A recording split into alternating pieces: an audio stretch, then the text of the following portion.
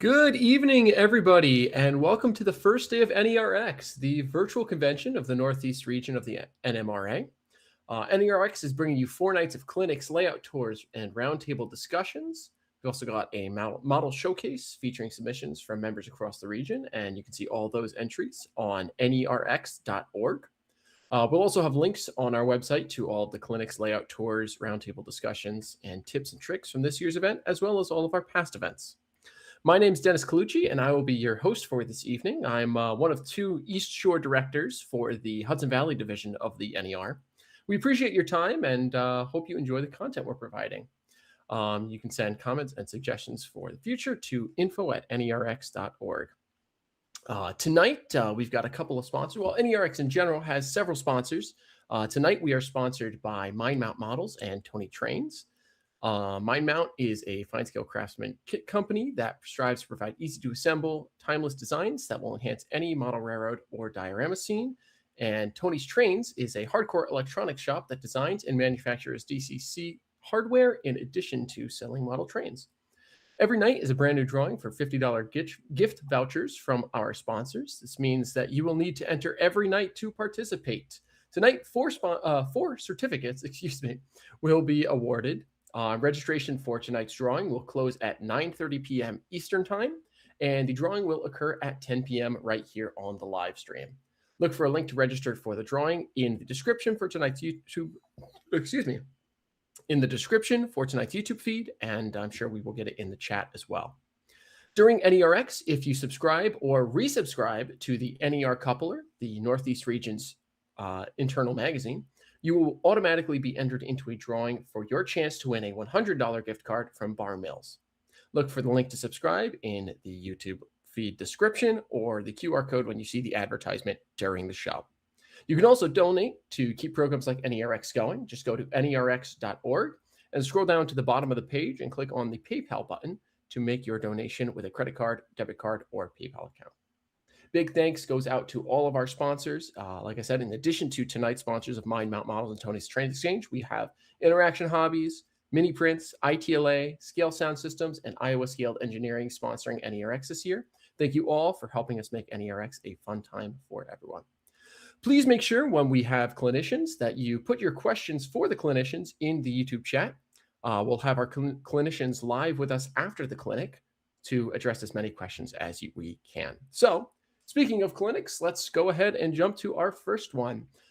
This first clinic that we have tonight is by Steve McMullin, and Steve will explain how choosing and creating a particular time period for a layout can add enjoyment and operating possibilities. We will consider practical ways to depict a particular era on a model railway through scenery, buildings, vehicles, rolling stock, and operations. The clinic includes many photos, both model and prototype, to demonstrate how the portrayal of a particular time period can add a sense of realism. Steve, thanks for coming in. Good to be here and good to be able to talk about the importance of an era on a railroad. I'm very interested in operations. I have regular operating sessions with quite a large crew, and I like to see the trains moving, but I like to have realism and for the crew to have a sense this is a real railroad in a real time. And so the era, I think, can really add a lot to operations and to enjoyment of the hobby. So that's really all I have to say to start out. And Speed, I think you can go ahead and run the video. Hello, and thank you for joining me for this clinic about choosing and creating an era for a model railway. We're going to be thinking about practical ways to depict a particular era on a model railway in a number of ways, and that's important. But I'm hoping that you will think beyond just that as you think about your hobby, as you think about what it means to have a model railroad layout, and to think about how the era that you choose for your layout can make a big difference in your enjoyment of the railway, and particularly with regard to operating the railroad. If you have operating sessions, or if you're trying to operate the railroad in a realistic manner, I think having a particular era that you've created will really be helpful. So I'm hoping this clinic will help you to think about those things and give you some ideas. Now, I need to begin by saying, of course, that it's your layout and you can do whatever you want. So I'm not here to tell you this is what you must do. If you want to have a steam locomotive pulling intermodal trains, it's your layout and you can do what you wish. But what I'm suggesting and perhaps even arguing is that mixing different eras, particularly mixing modern and vintage rolling stock and locomotives and vehicles, detracts from the scene's believability, and that then affects the railway, affects how the railway is experienced by crew members especially, but also by visitors who come to see your layout. The era that you choose affects so many aspects of the railway. What types of industries, what freight cars, what rail traffic, what style of buildings, what vehicles will be on the layout, what types of operations will you carry on, and many more details. When the whole layout consistently portrays a particular era, people have a sense that the railway represents a real time and place, even if it is a proto-freelance railway like the Carleton Railway that I have in my basement. The types of industries, the freight cars, the rail traffic, the style of buildings, the vehicles, and other details provide a realistic setting for the model railway. So for me, knowing that when crew members arrive to be part of an operating session on the Carleton Railway, I want them when they walk into the basement, in a sense, to be walking into a time machine. I want them to be moving backward as in time as they look around and see the details and realize that the way the railroad is operating, the types of things that are being shipped, are all in keeping with a particular era. So, why create an era? Well, let's first of all talk about the thing that most people say to me when they talk about creating a particular era, and I think it's the least important reason of all, but nevertheless, it is a reason and one that a lot of people talk about, and that is, how do I limit my shopping when I'm at a train show or when I'm in a hobby shop? The first reason I hear people mention to me is that it helps to limit our shopping habits. Train shows and hobby shops are places that entice us to buy, and I'm just like that, especially when I see new things that manufacturers have come out with.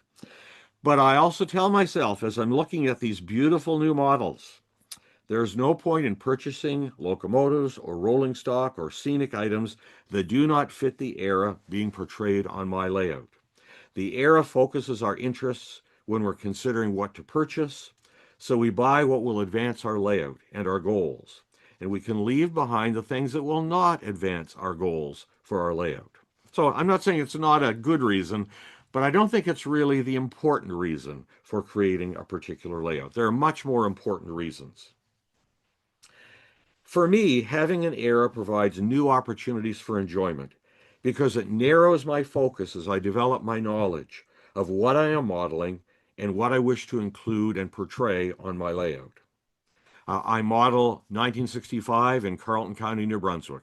That is when I was a child growing up.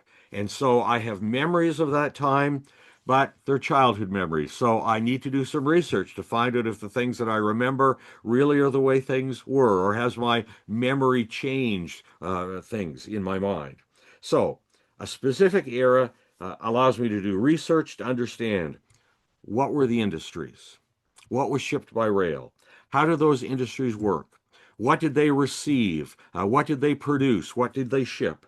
How can I replicate what I learn on my layout and in my operating sessions? And how can that become something that's enjoyed not only by me, but by the people who come to be part of the crew during my operating sessions and by people who come to see the layout? So let me give you a specific example here. On social media, I found a couple of 1960-ish ads for groceries. So these were the two big supermarkets in the town of Woodstock when I was growing up in the 1960s. The United Farmer Store, people just called it the Farmer Store, and the Dominion Store, which was a chain store. And so knowing some of those prices of what the prices were in the 1960s, I then have tried to portray some of this on my layout. So here is, again, obviously this is just a commercial kit, but it's become the farmer's store on my layout. And you can see here that I've made this something that is helpful to get my crew thinking about what the era is. The United Farmer Store was an important part of 20th century Carleton County history. In fact, my mother worked there back before she was married. It was a cooperative store, so I remember my parents had stock, so it meant they got a shareholders discount when they went to shop there. But note, I've put some of the grocery prices, not 1965 grocery prices, in the window. So 5 pounds of flour for 41 cents. Ritz crackers for 21 cents, and that was probably a bigger box than what you get now.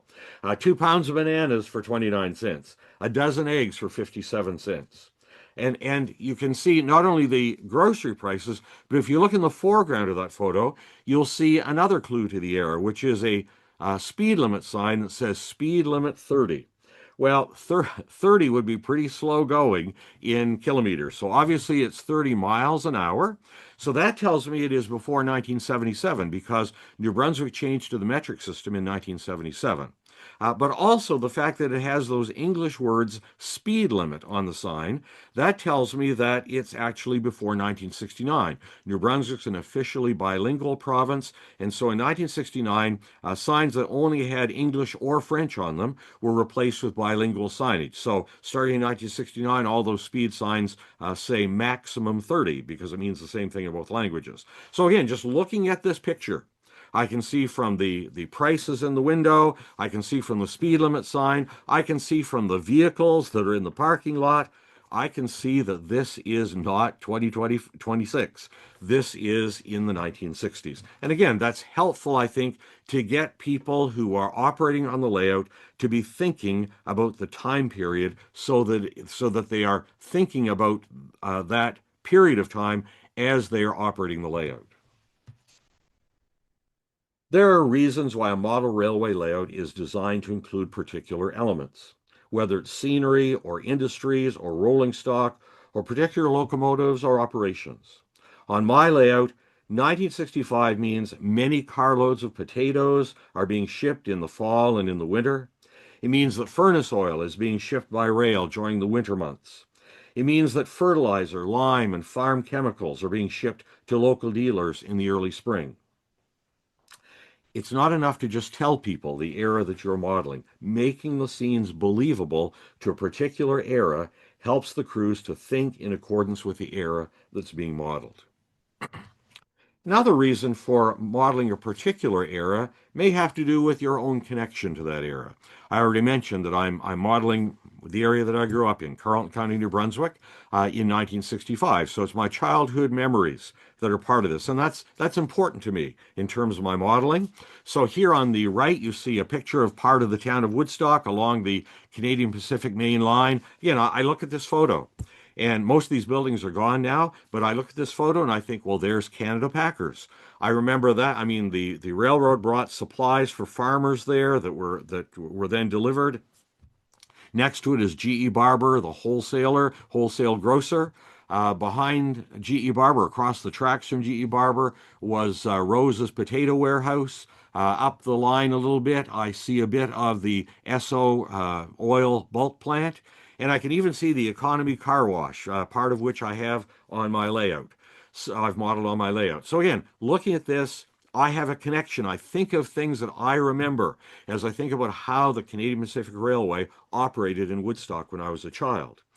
The pictures on the left here are also personal memories to me, or the one on the bottom is the CPR Dayliner arriving at the CPR station in Woodstock.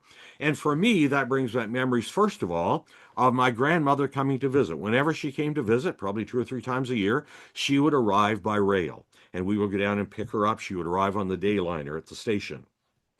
But also, if my parents had a letter that they wanted to mail and they wanted it to get to its destination more quickly than it would if they mailed it at the mailbox at the end of our street, they would drive down when the train arrived and they would mail the letter into the side of the Dayliner. There was a slot there where they would put their mail because they knew it would be sorted en route and it would be delivered probably the same day in another part of the province. So again, having dayliners that arrive at the station was an important part of my thinking as I thought about the era that I wanted. Another really important thing to think about is what is late enough to be able to include things that you want on your layout, and what is early enough to think about things to include things that you want on your layout. For me, 1965, part of the reason I chose that particular date is because it's early enough. Uh, Let me stop there and say again. Uh, I model 1965 because the date is recent enough, I should have said. It's recent enough to include some big Alco locomotives. And that was important to me. Again, my memories as a child, these Alco locomotives belching smoke as they came up the line. The Carleton Railway locomotive roster includes 12 Alco Century 424s. Well, they were built beginning in 1960, so that's a really good fit for 1965, the era I've chosen. I have 3 Alco C420s built beginning in 1963. Well, that's a little tighter fit, but still okay, I think, for 1965 on my layout. I also wanted a couple of bigger models, so I do have a couple of C628s. I have some shiny new C630s as well. Now I'm pushing it, I know, but I'm thinking, well, maybe if my railroad had existed and if they had put in an early order, again, I'm pushing it a little bit, but I wanted to get those big Alco locomotives on my layout. 1965 is also early enough for the Carleton Railway to still have Fairbanks Morse trainmasters in service. And again, that was important to me because CPR was using trainmasters in New Brunswick. The motive power built in the 1950s also reinforces the era that's being modeled. That 1965 era is also early enough for me to include an old 44-tonner that is actually lettered not for the Carleton Railway, but for the Avondale Terminal Railway. It's actually defunct now. It's really a wholly owned subsidiary of the Carleton Railway. But until the 1950s, it had been jointly owned by the CNR and the Carleton Railway in my railroad's backstory. So again, you get a sense here by choosing this era and having that older locomotive with a different paint scheme or a different railroad name. That 144-tonner provides a fictional backstory to the Carleton Railway's early 20th century history that, again, adds some sense of, I hope, believability to the era that I am modeling. 1965 is early enough that thousands of carloads of potatoes were being shipped by rail from Carleton County each year. I remember the small CNR yard, Canadian National Yard in Woodstock, New Brunswick, during harvest season, and it was filled to capacity. It seemed like every inch was filled with 40-foot reefers ready to be moved to the trackside potato warehouses as soon as they were ordered by the farmers. So modeling rows of trackside potato houses is also an important feature of the era I'm depicting on my layout. It was so common in 1965. So here you're looking at a picture of Rosedale, where I have 6 potato houses side by side. Then the next town down the track is Silverdale. There are another 5 potato warehouses there. Again, it is bringing back memories of that era that are important to me. Another thing that was important to me was including stock cars on my layout. So again, thinking back to my childhood, we lived on the street that led toward the Canadian National Railway's yard. And so I can remember farmers bringing their cattle, bringing their livestock to be shipped to the meatpacking plant. And so I wanted to include that on my layout. I've included actually a fictional meatpacking plant on the layout. It's Buckingham Quality Meats, the BQM plant, as the saying goes, quality is our middle name. So Buckingham Quality Meats is a destination for loaded stock cars. I have spots for 17 loaded stock cars, inbound stock cars. I also have spots for 9 outbound meat reefers. So it's probably the busiest single industry on my layout. It's a busy spot. It has its own dedicated switch crew. Waybills route other livestock. Not all the livestock on the layout goes to this meatpacking plant. Quite a bit of it goes to other meatpacking plants in other parts of New Brunswick that were operating in 1965. And so something like a waybill is also an important part of depicting a particular era. So here I've included 2 waybills. One is going to the Swift Canadian plant in Moncton. The other's going to Canada Packers in St. John. These were both meatpacking plants that were operating in 1965. So it tells my crew, again, and there are many, many more of these types of waybills that remind the crew, this is not the present day, this is a different era that we're operating in. And here we have, again, just in terms of research, that's sort of fun. Looking on social media, I found some photos of the Swift plant in Moncton back in the 1960s. Again, just so that I have a sense of this is really part of history there. So thinking about what is late enough and what is early enough, here is my suggestion. Ask yourself some questions. Are there particular locomotives, particular rolling stock, particular things that you want to include on your layout? Are there specific industries or businesses that you want to represent on the layout? In what era are they appropriate? How did the industry operate in the time period that you have chosen to model? And then I'd suggest make a list, write it down. Make a list of the things that are really important for you to include on your layout. And with that list, with each item on the list, put down what would be the earliest date and what would be the latest date when those things would be could be part of your layout, when they could realistically appear. And then do some research if necessary to establish those dates.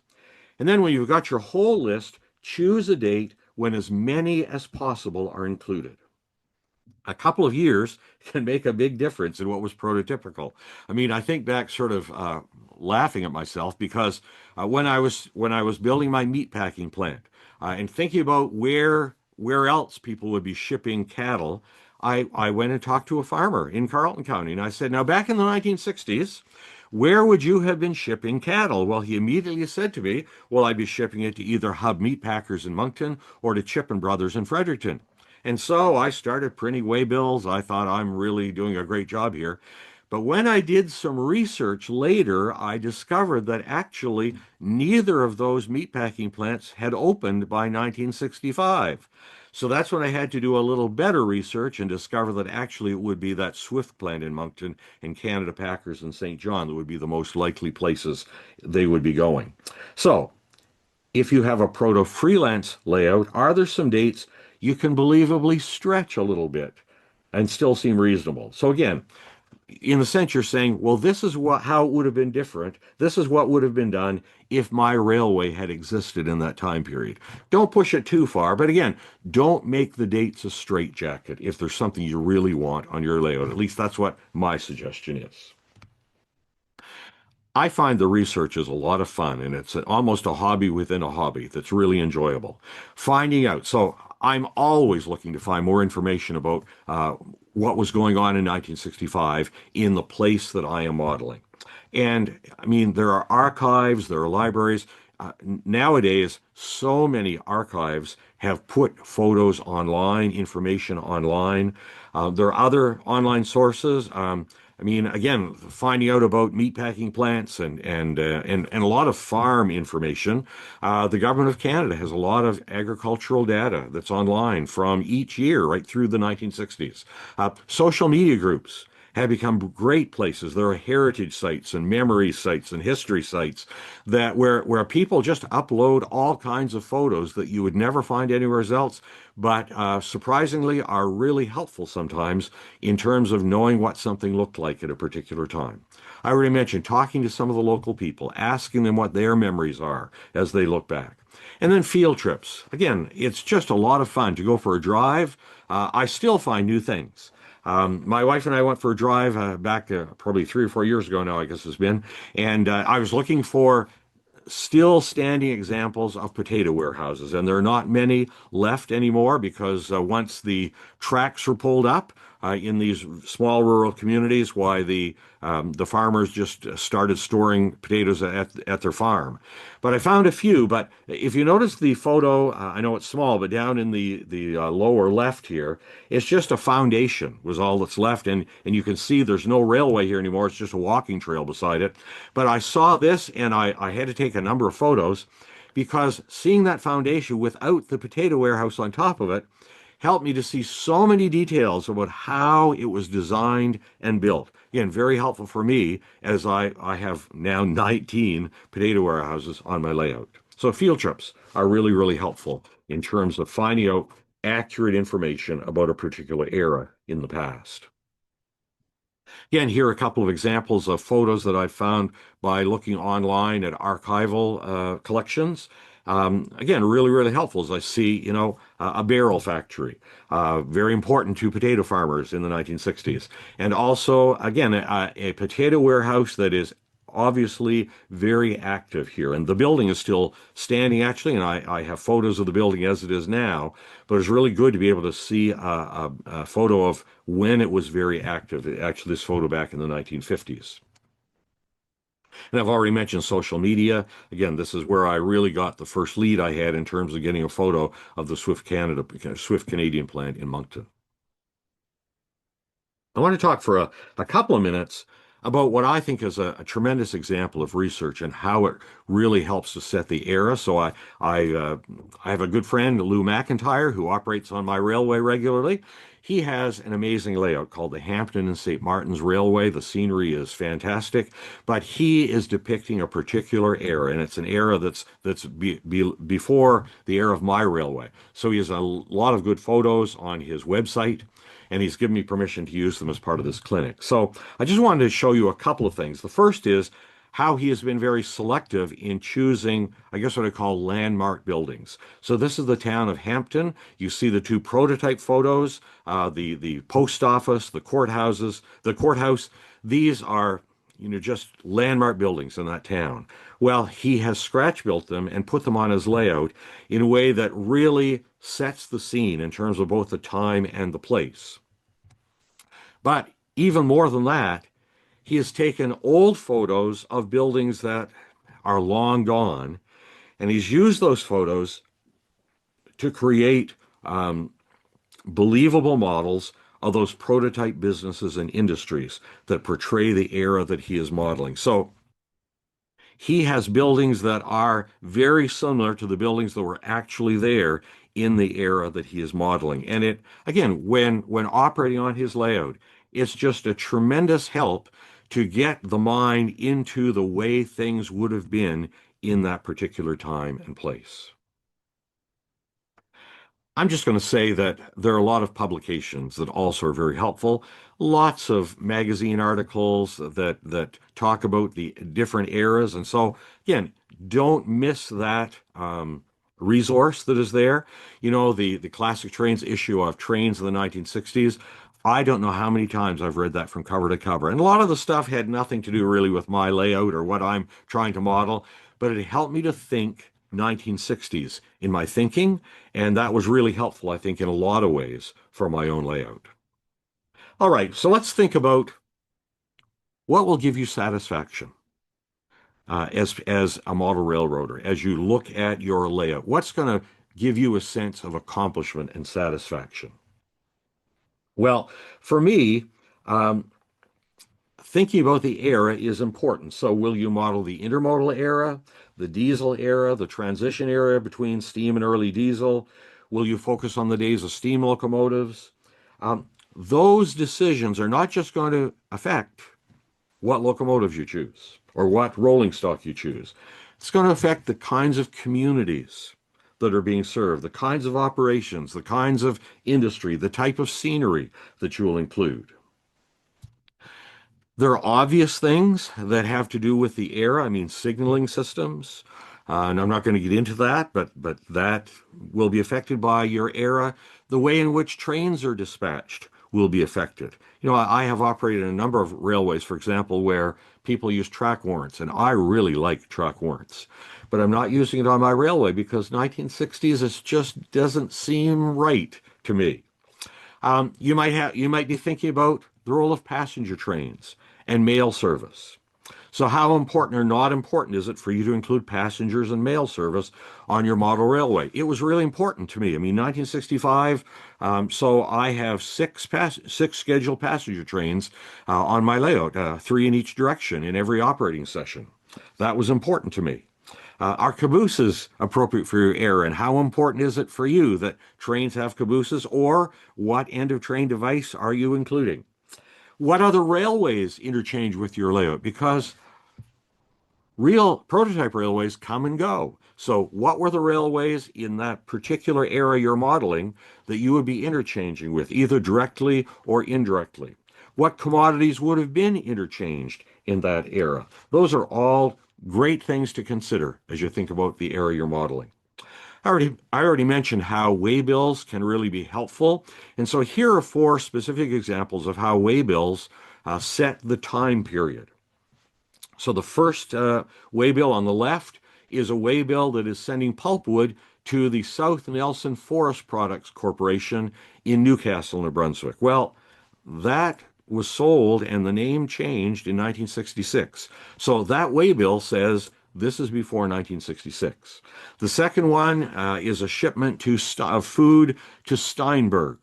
Well, Steinberg was the largest supermarket chain in Quebec until the 1980s, but it was Steinberg's with an apostrophe S until 1961.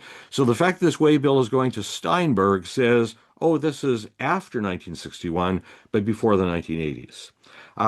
The third one is coming from the community of Barony. Well, Barony was a small rural community along the St. John River, a low-lying community, and when the Mactaquac hydroelectric dam was built, it opened in 1968, the entire community of Barony disappeared. In fact, 30 to 40% of the CNR main line also disappeared when the dam went into operation. And so, once again, by looking at this waybill, I know that this is, well, probably before 1966 when the construction of the dam was really underway and the rail lines were being taken up. And finally, I have a waybill to the Petrofina dealer in Rosedale. So as I said before, or I'll say in a few minutes, I guess, Fina gasoline was one of the main brands in Canada, but it became part of Petro-Canada in 1981. So all of these four waybills say this is in a particular time period. So these are not sort of details on the layout. This is paper scenery, I guess we would say, that is showing the crew, whenever I have an operating session, that there's a particular era that's being portrayed. I don't know how many times I've had people come into my basement and they see my train orders and they say, well, you should be using a 24-hour clock. Railroads use a 24-hour clock. But they didn't in 1965, at least not in Atlantic Canada, where Canadian National Railway and Canadian Pacific Railway both used a 12-hour clock with AM and PM until 1968. So that is what I use with my train orders. And speaking of train orders, they also can say something about the era. So I think back to 1965. I think back to when I was growing up, these long trains, 5 Alco locomotives pulling what seemed to me as a child to be an endless train of potato reefers. So I've added, during harvest season, my operating sessions have extra trains. So this is from the November 2025 operating session on my layout. There's an extra train that is bringing a long train of empty potato reefers, taking them to various communities so they're ready for the different farmers. And then there's also an extra train. Actually, for part of the trip, it's the second section of a fast freight. Because it's taking perishables, loads of potatoes, to show that during this time of year, so from November through until maybe February, the railroad is very busy with potato trains in addition to the regularly scheduled trains. I really like seeing this detail. It's from Steve Boyko's collection, which he's given me permission to use here. This is a receipt showing that a load of pulpwood was shipped from a small community in New Brunswick to the Great Northern Paper Company mill in Millinocket, Maine. Well, that is a shipment that I replicate on my layout.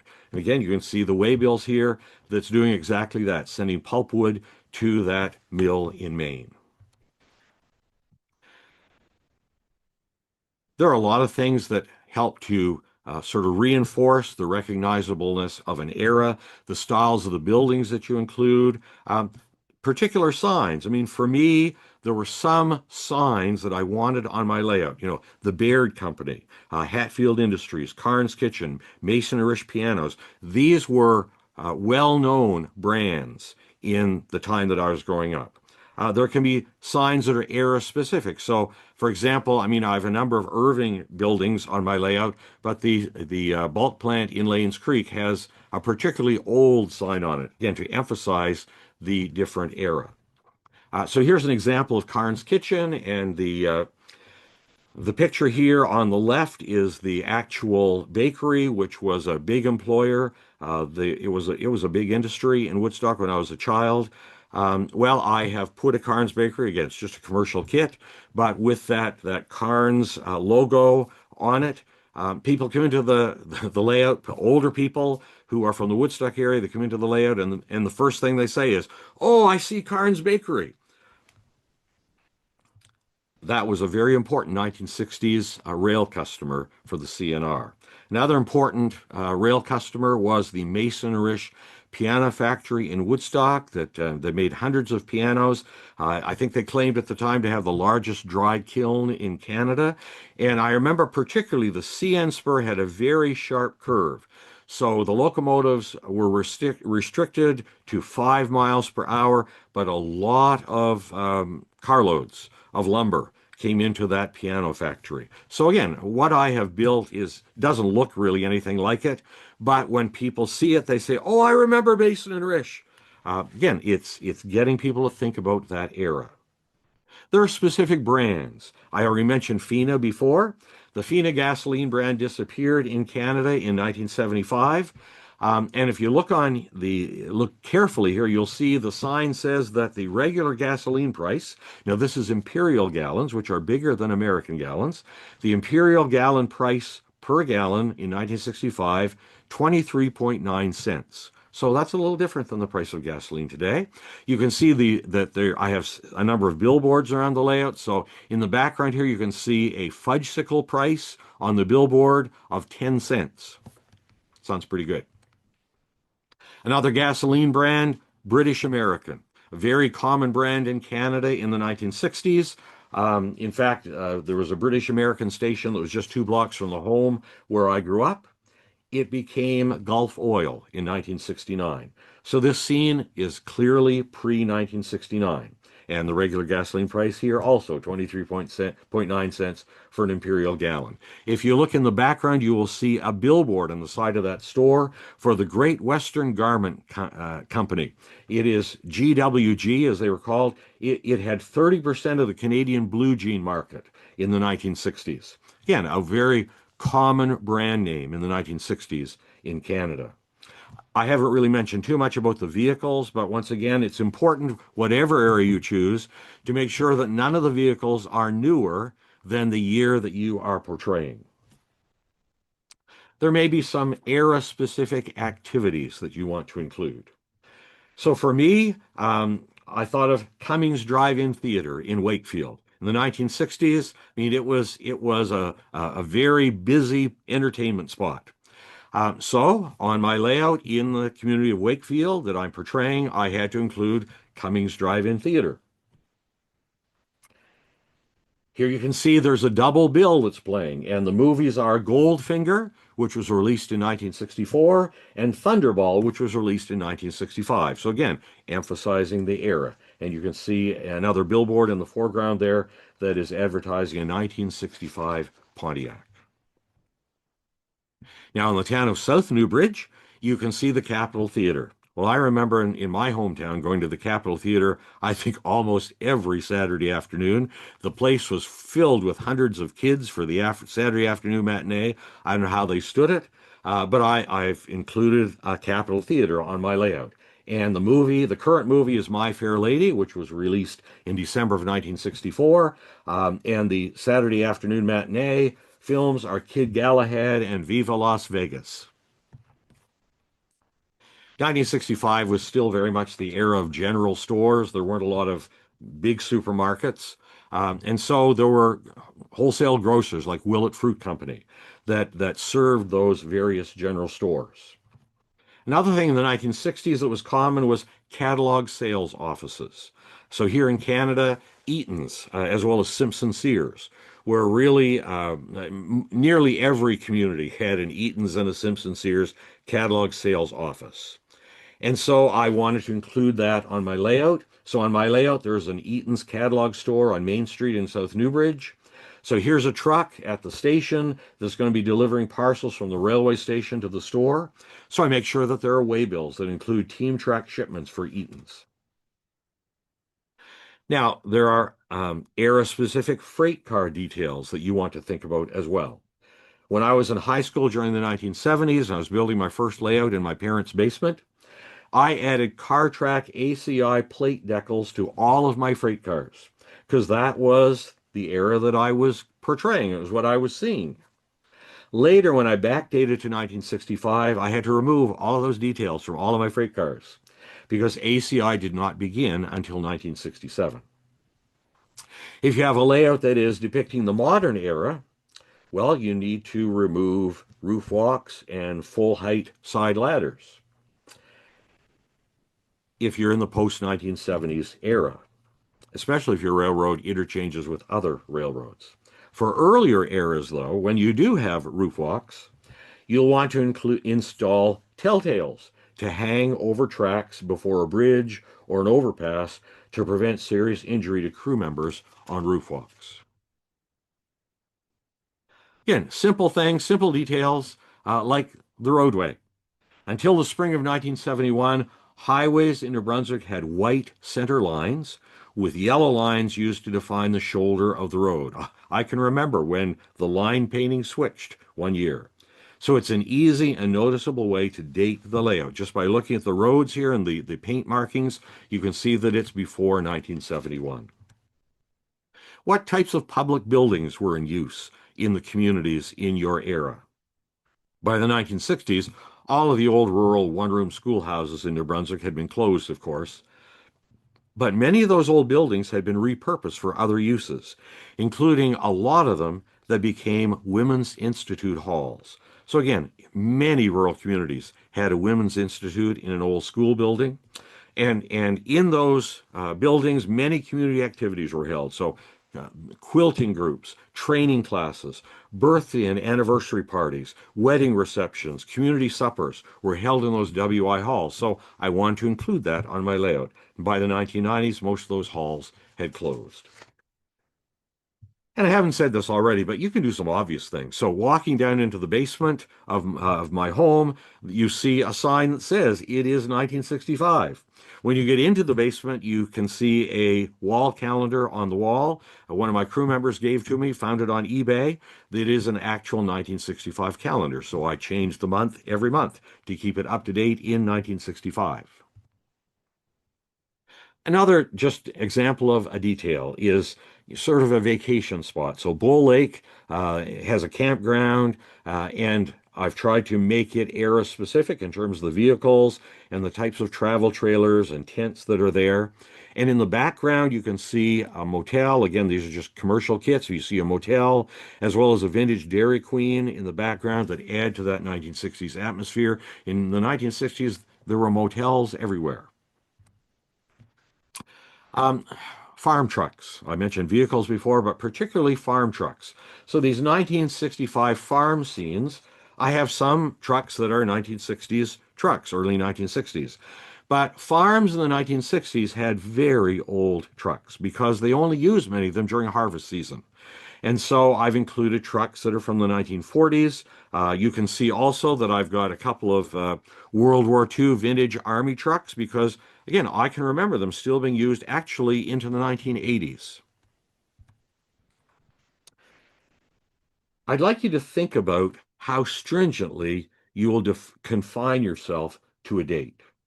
So if you're proto-freelancing, would the existence of your railway have affected history?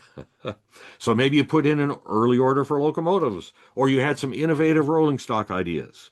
So again, on my layout, I've got some things that I'm not sure really would have been likely in 1965, but because of the innovation of my railway, how forward thinking they were, they began shipping wood chips when probably a lot of mills were just throwing it all into the sawdust burner.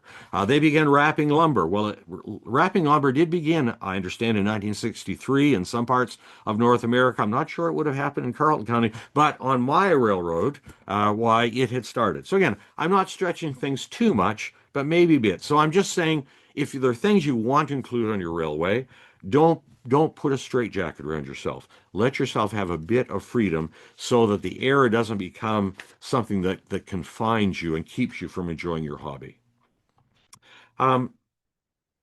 Another example I already mentioned before that I have some Alco C630s, a couple of them on my layout. Alco began producing them in 1965, so we could say they fit on my layout, but I'm very aware that Canadian production didn't begin until a little bit after 1965.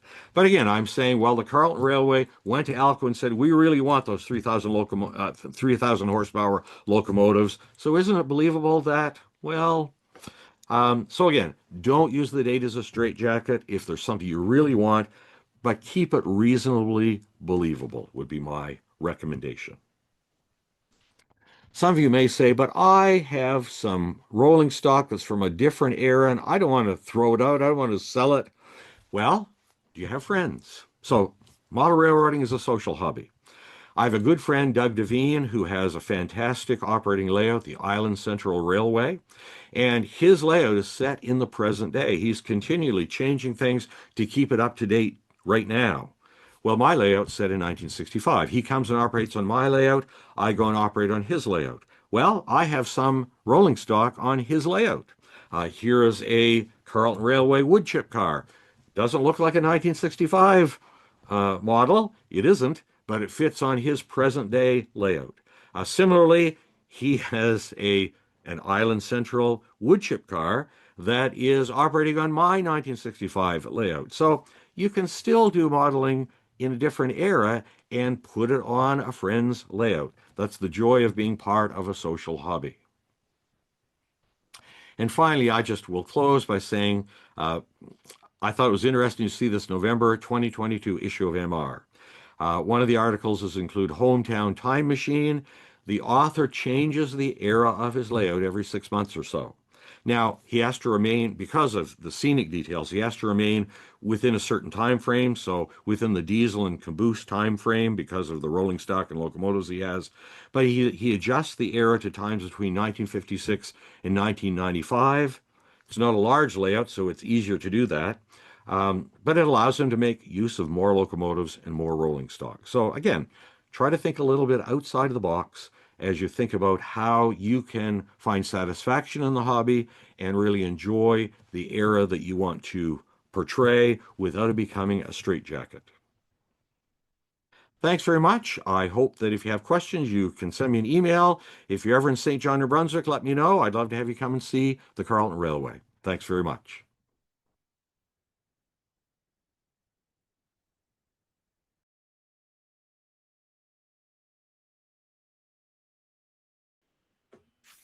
All right, thanks, Steve, so much for that great clinic. It was a lot of great information. We've got a few questions here from the YouTube chat for you. Oh dear. So, first one we got here. And I don't know how much you said you're modeling 1965, so I don't know how much of this you've run into, but this individual is wondering, they're trying to collect some information, but they're running into some issues due to security concerns. People looking into industries or locations. Have you run into any difficulty finding information about that reason, and have any tips on how to work with that?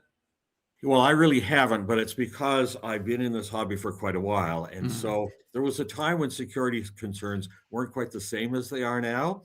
And I'm modeling an area where I grew up. So there are places that I'm familiar with. I've been there, I've seen this, and I've talked to a lot of people who work at various industries. I've talked to farmers, I've talked to people who worked in factories, and asked them about things that I wouldn't have had any way to know otherwise. So just, I guess, people have probably been one of the biggest resources in finding out things that maybe I do need to find out, again, to 1965, finding some older people, quite a bit older than I am, I guess. But but I've done this over a number of years. I can think of people I've talked to 20, 30 years ago when I was, when this concept of a layout was being finalized. And I just asked a lot of questions of as many people as I could find that were familiar with that era and what the railway did and what those industries did. Yeah, so just work with what you got and find the people over time and get to know them. Yeah. But I mean, I will say, I do think back, like when I was a teenager, I walked all over train tracks everywhere. And again, security just wasn't a thing back then like it is today, but we live in a different world. Yep. Great. Thanks. So next question up here.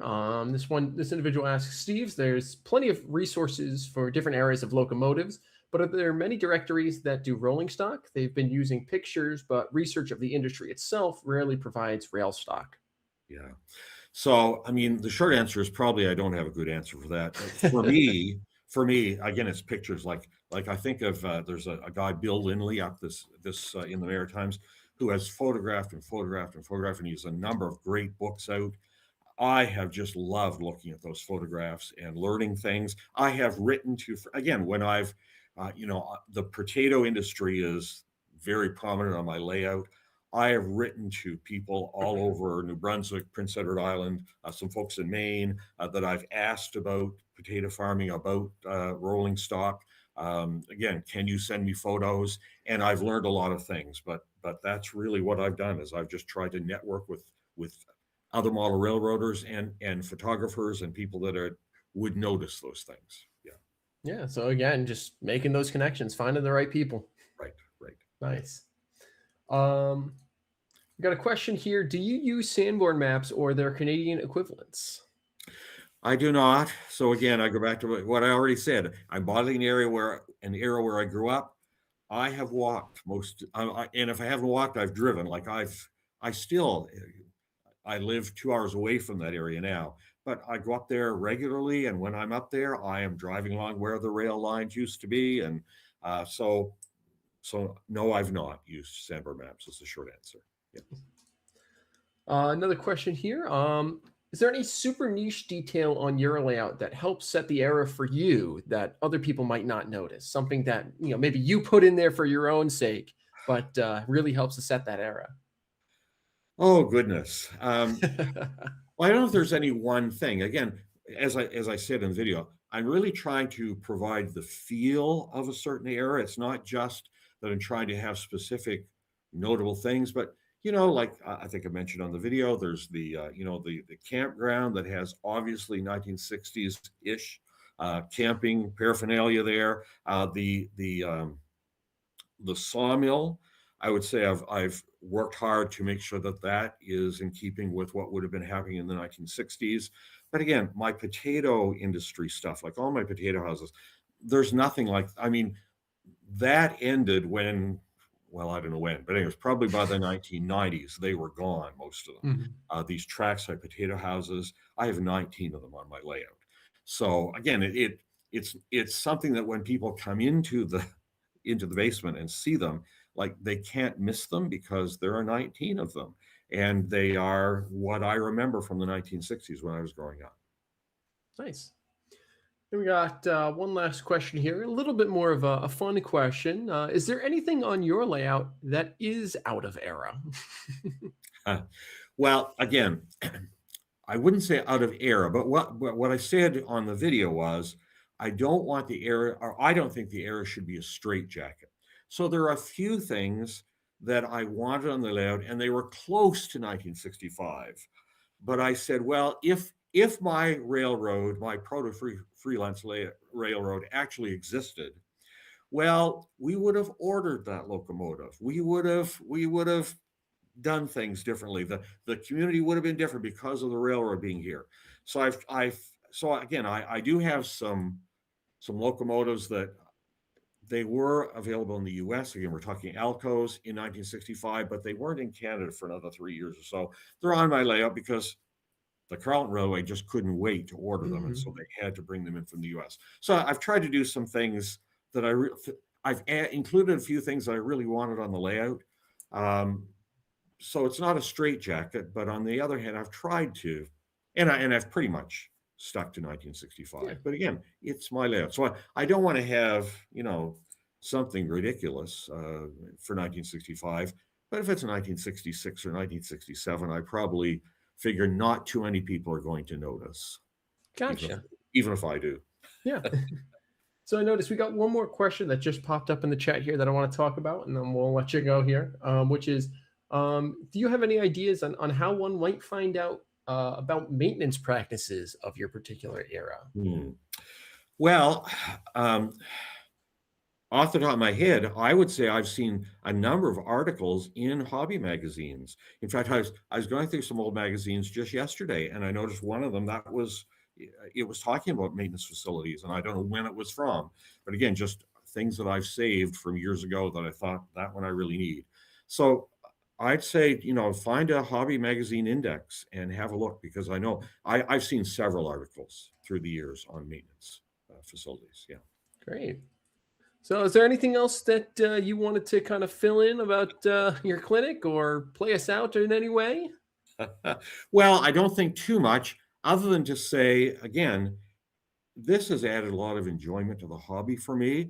I mean, I love an operating session. My railroad, typically I like to have 12 to 15, preferably 15 people operating the layout, so that we can have 5 train crews and have 3 yards. Well, again, 2 yard masters in each yard. I want to make sure that that's going well, but it's not enough for me just to see trains going back and forth, even though they're all following the schedules and their train orders and everything. I want people who are here as part of an operating session, looking at what's in, what the waybill says is in those cars. I want them to realize that's how it would have been in 1965, and it's very different from the way it would be today. A lot of the commodities that are being shipped that are on the waybills would be things that you wouldn't see today, and that, I think, for me, and hopefully for my crew, provides an extra level of realism. So the era is more than just, making the scenery look nice and having the cars all fit, but it's to provide a sense that this is a real railroad empire here that they're part of as they come to an operating session. Great. Thanks so much for being with us, Steve. And we're going to go ahead and jump on moving forward. We're going to do a tips and tricks segment from John Valachovic about track cleaning.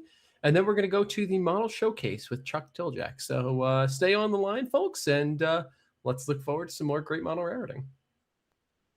Hi, my name is John Valachovic, and I have a tip or a technique for cleaning your track. So I'm an N-scale modeler. It's very difficult to not destroy your track when you're cleaning it. I don't like to use handy wipes and t-shirt material, because the threads get caught on your points and you'll destroy a turnout. And now post-COVID, turnouts are really expensive. So I found at Home Depot these Swedish dishcloths. They're a washable dishcloth, and they don't come apart. So I cut them into small pieces, and I get piles of them. And I use CRC cleaner to clean my track. I usually use the blue. I have the green. I haven't really seen a difference. I've read the instructions and can't tell the difference. So I just soak the surface and rub the track. And I recently cleaned it, but you can see the dirt coming off of it. And I just use this until it's filthy, and then I just throw it away and take another one. I've only used one of these in the time I've been doing this. So it's just a quick little easy way. You can clean up your track. You're not going to pull out the points on a turnout, and you're good to go. So that was just a short little tip on a quick and easy way to clean your track safely. Thank you. Welcome to the 2026 NERx Model Showcase. Over the course of all 4 nights, you will have the opportunity to see all of the models submitted for the showcase. Sit back and enjoy Part 1. Ed O'Rourke, a master model railroader from the Central New York Division, needed a structure to fill a space on the east end of his HO scale layout before staging. He decided a Connecticut company car barn would just fit the space and give him a place to display some trolleys. The model is built from DPM wall sections, various plastic girders, and support beams. The floor is a Luan plywood. Ed used a router to carve in the track channels. The cars are painted for the Connecticut company and are static models he received many years ago. Dennis Colucci, a member of the Hudson Valley Division, scratch-built this N-scale model that represents the Hopewell Depot in Hopewell Junction, New York, on the New Havens-Maybrook line in the late 1960s, early 1970s. Dennis went to the still existing building and took measurements to sketch the dimensions. Combining that with prototype photos, he made a convincing model of the structure, with board and batten siding from Northeastern scale lumber and window dividers and shingles from rail scale models being the only commercial products used. Dennis built the doors from styrene and 3D modeled the brackets, with Rick Rubino being kind enough to 3D print them for him. He then added the chimney and stacks, all made from styrene. Finally, the figure and soda machine are part of the scene the depot was built to be a part of, a set of T-track modules representing the town of Hopewell Junction, with representations of his dad and his friends biking through town, stopping at the depot for a break, a scene that repeated itself many times when he was growing up in Hopewell.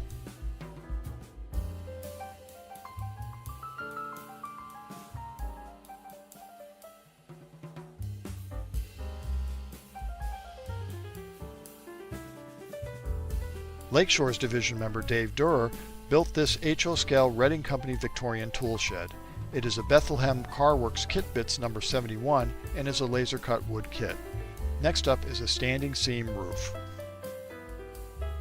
Sean Carney, also from the Lakeshores division, built this long, out-of-stock branch line trains laser art kit of the New York Central Station of Woodard, New York.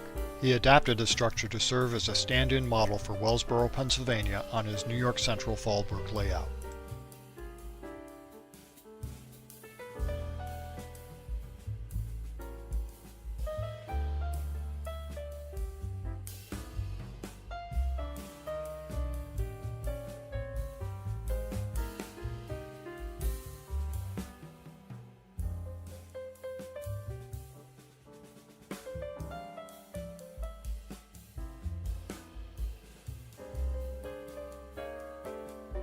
Timothy Sweeney models the Boston and Maine in N-scale and has been an N-scale modeler all of his adult life.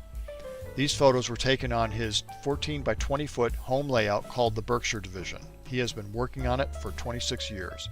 It's finally looking good and running great. The Berkshire Division is a fictional branch of the Boston and Maine Railroad. The photos show a mixed freight preparing to leave the yard in the eastbound main track. The first unit is a GP40-2, while the second and third units are GP38s. All are Atlas products.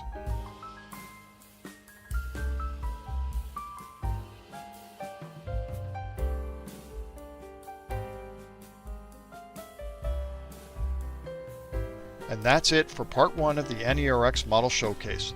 Part 2 of the showcase will air tomorrow evening.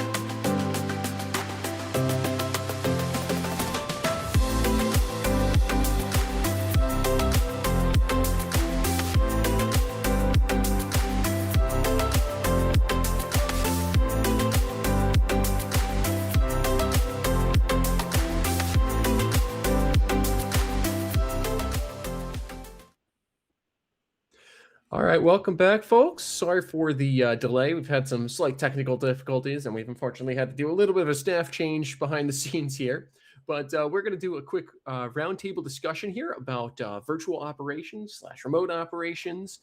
So we got a couple folks on here. I've got some virtual experience, so I'm going to be talking a bit about my experience. But the other folks we got on, we've got Bill Rutherford and Paul Stamp. Bill, Paul, you want to do a quick introduction? Bill, go ahead.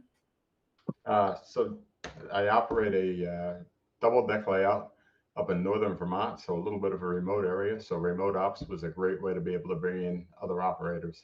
So I've got about 10 guys on the remote ops list that we cycle through.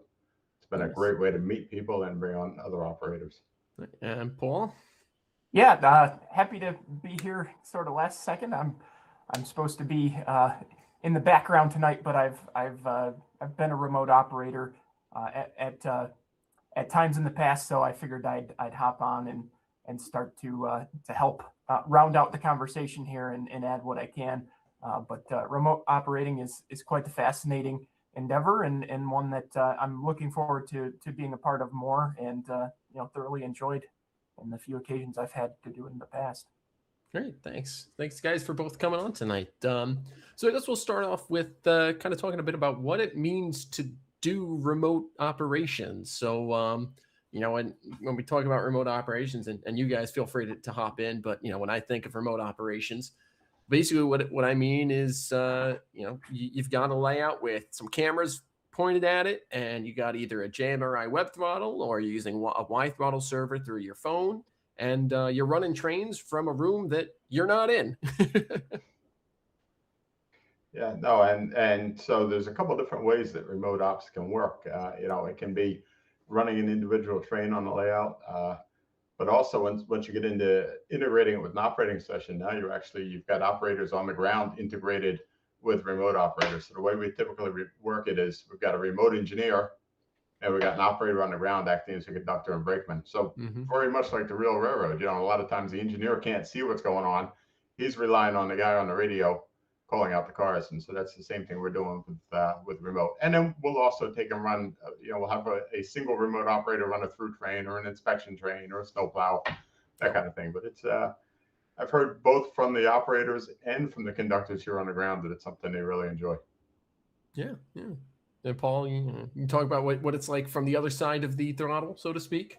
Yeah. So I've been a remote operator on a good friend of mine, Alex Wood's layout. He's got a kind of Providence and Worcester layout that he's actually got all of his locomotives set up for a proto throttle to run with a proto throttle. However, you can also still run those locomotives via just the regular engine driver app, which is how we kind of did it for that op session. It was pretty fun. That was my first kind of experience with braking and it also being remote. It was quite fascinating. There was a very steep learning curve with that. So I'm not sure that I would recommend having the proto throttle level of momentum just ready and roaring to go for a remote operator.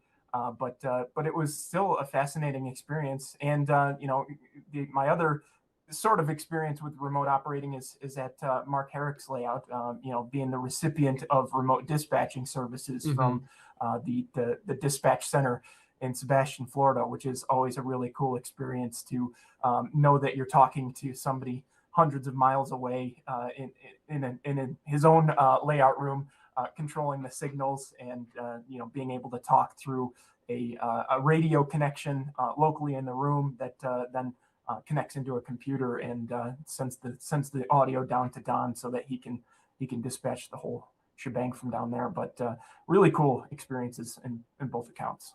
Yeah. So I know I want to talk a little bit about kind of the technical side of it to start off, what it takes to kind of get set up. So for a small layout like mine, this is my layout right here. I just have a 1 foot by 6 foot switching layout, and I've had several people run the switching ops remotely. Just like Bill was saying, when they're running the locomotive, I act as their brake crew and their switchman. So I'm throwing the switches, I'm cutting the cars, and for me, all that I really needed to do to set that up was because it's a relatively small layout. I use NCE. I just got the NCE USB interface, plugged that into my computer, got it set up on JMRI. And then the difficult part for me was I had to go with my internet service provider and set up port forwarding. That way I could have people use the Y-Throttle app on their phone to connect to a Y-Throttle server run off my computer. And that was, that's something that it's a little bit different from person to person, internet service provider to internet service provider. I had some struggles getting that set up, but once I got that set up, it was as easy as just sharing the port information with the person who was running the trains, getting them to download the Y-Throttle app, and away we went. So Bill, your layout's a little bit more involved, I'm sure. So if you want to talk about kind of the technical side of that. Sure. So we do use Y-Throttle, engine driver app. There's multiple cameras. So we've got, 17, 18 different cameras. And one of the notes to put in that many cameras, you definitely want wired cameras. We ran into a ton of issues with wireless. So run your network cables, do the IP cameras plugged in. And then, like Paul was talking about, we use the radios driven through a computer. We've actually got 6 separate channels that we run, one for dispatch. And then one of the nice things, if you can do it, is set up so that road crews have their own channel, right? So if you've got a crew that's doing a bunch of switching, they can hop onto another channel, communicate back and forth without stepping all over the dispatcher, without the dispatcher stepping on all over them. So that makes it good as well. Some of the things that, as you start to get more complex, that you get into, for a dispatcher, for remote dispatch, which we do here as well, now you need your panels, or the way I have it set up at least, is the panel set up in JMRI, so that the dispatch has control of the switches. They can see the switches. Block occupancy becomes very important, right? Because the dispatcher needs to know what lines are occupied, what lines aren't. And then we've got a spreadsheet that we work with, that as I'm pulling trains, I'm filling in a spreadsheet. We use Google Sheets for that. So I'm filling in a spreadsheet. The dispatcher can look at it and see what trains are coming and what trains are going. Probably one of the biggest challenges, interestingly enough, is teaching guys to use the radios. That radio etiquette of waiting until the last transmission is done before you start to speak. And, just making sure you're not walking on people, making sure you're not clipping. You'd think that being remote, that issue goes away somewhat, but no, just as much as when you're using FRS radios in the room, it's same issue online, huh? Exactly. Key the mic, wait a few seconds, start speaking. Wait till the last guy's done speaking. But one of the other things, because it is a lot more technically involved, is I like to take an onboard a guy, right? So I'll set aside an hour or two, and it's fun. Yeah, you get on with the guy. We'll share a Zoom meeting so I can see a screen, walk him through setting up the apps. But then go ahead and run a train. Yeah. I'll have him take a train around the layout a couple of times, and if there's time, we'll do a switching job. Yep. So that hopefully when we jump off, he's a lot more comfortable. He's ready to go. Kind of have that pre-orientation. Yeah, exactly. That, and asking everyone that's remote operating. For example, we've got a session coming up this Saturday, and I've asked the remote operators, I want you on a half an hour before. Yep. So, we'll get you all set up, get your camera working, get your audio working, and then I don't care if you go get a cup of coffee. Yep. If I've got 4 remote guys and 1 or 2 guys watching, and everybody has a 5-minute issue, yeah, we'll cook that half hour in no time. So that makes a big difference as well.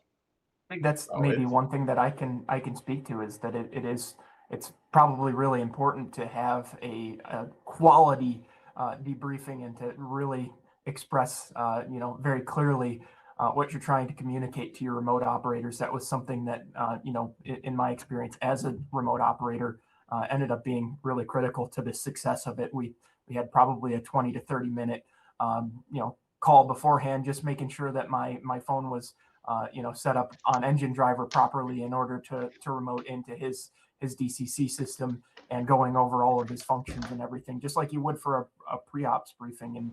And maybe that sort of process, maybe you can speak to how the pre-ops briefing is different from a remote operator. Yeah. Well, so the pre-ops briefing, and we do that as well, but that's covering just some of the reminders for the railroad. Operate slowly. Food's over here, emergency exits over there, bathrooms over here, that kind of thing.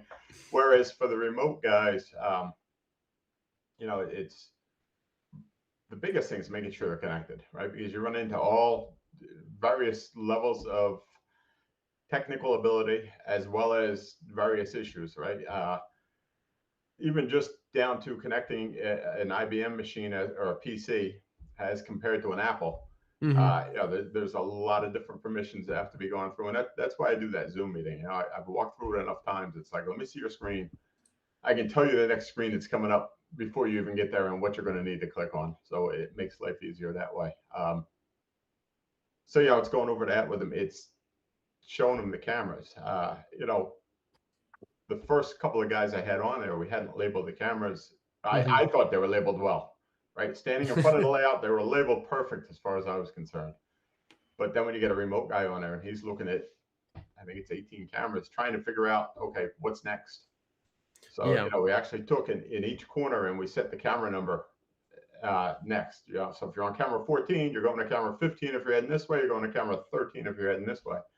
Yeah. And, with little things like that. And then we put signs up on the soffit on the layout so that the conductor can look up and say, all right, look at camera, whatever. So, it's all those things, but that's all from taking feedback from operators. Yeah, that's something I definitely run into is when I was doing, or when I've been doing having virtual operators do switching on my layout. One of the things that I found was most important was having really good documentation of, okay, what's what on this layout? For me, it's relatively easy because I just kind of have to have a good diagram labeling what industry is on each siding. But just, something as simple as that. And when I do it, I have two cameras, basically one pointing at either end of the layout. That way, between the two cameras, you can get all 6 feet of the layout. And, having, okay, this is what you see in this camera, and this is what you see in that camera. And these are what all of these tracks that you're looking at are.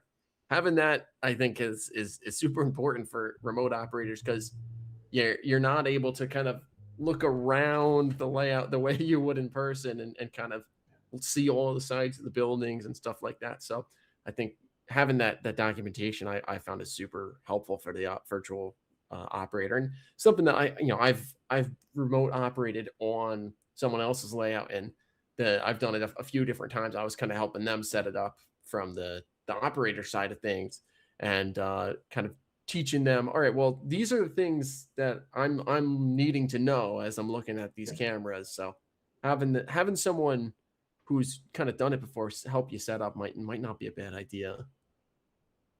Yeah, absolutely. And then, like I say, those warm-up sessions, as an owner, you get as much from them as your operators. Different guys have different ideas, different questions, and the more questions you can answer ahead of time, the better off you are.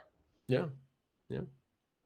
So, what are some of the fun experiences you've had that remote operating has given you that you wouldn't have had otherwise? Bill or Stan, Paul. Well, so for me, it's the ability to add extra guys into the operation. Without adding extra bodies, I can handle 12 guys in person comfortably, 12 plus a dispatcher. So the ability to add another 4 or 5 operators is definitely cool. And the people I've met, right? We've got guys from here in the States. I've got a guy from Canada, a couple guys from the UK, a guy from France, a guy from Australia. So these are all guys that I wouldn't have even met had we not set up the remote ops. And one of the cool things, Australia, literally halfway around the world, and there's still virtually no lag. It's incredible. That's it fantastic. Really is incredible. Yeah. Yeah, I mean that's kind of what I would echo. Is it's pretty fascinating to be able to do that with nearly no lag.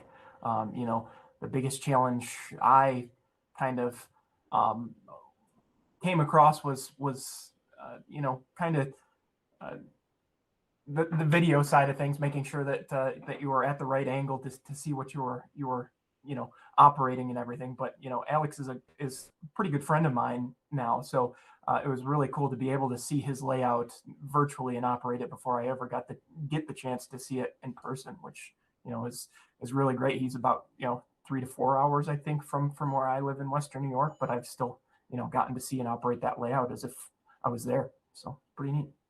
Nice. Yeah.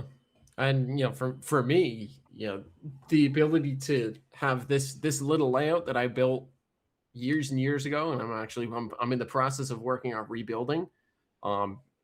Having the other people that would have never had a chance to see this layout be able to run it is super cool. I mean, I've had my friends out in Texas run this layout. I've actually opened it up as a mini op session of sorts for folks at the RPI Model Train Club to run it. So it's given the opportunity to kind of have these people who wouldn't have had a chance to see it otherwise run it, which I think is super fun. So we're gonna. Go ahead, Bill.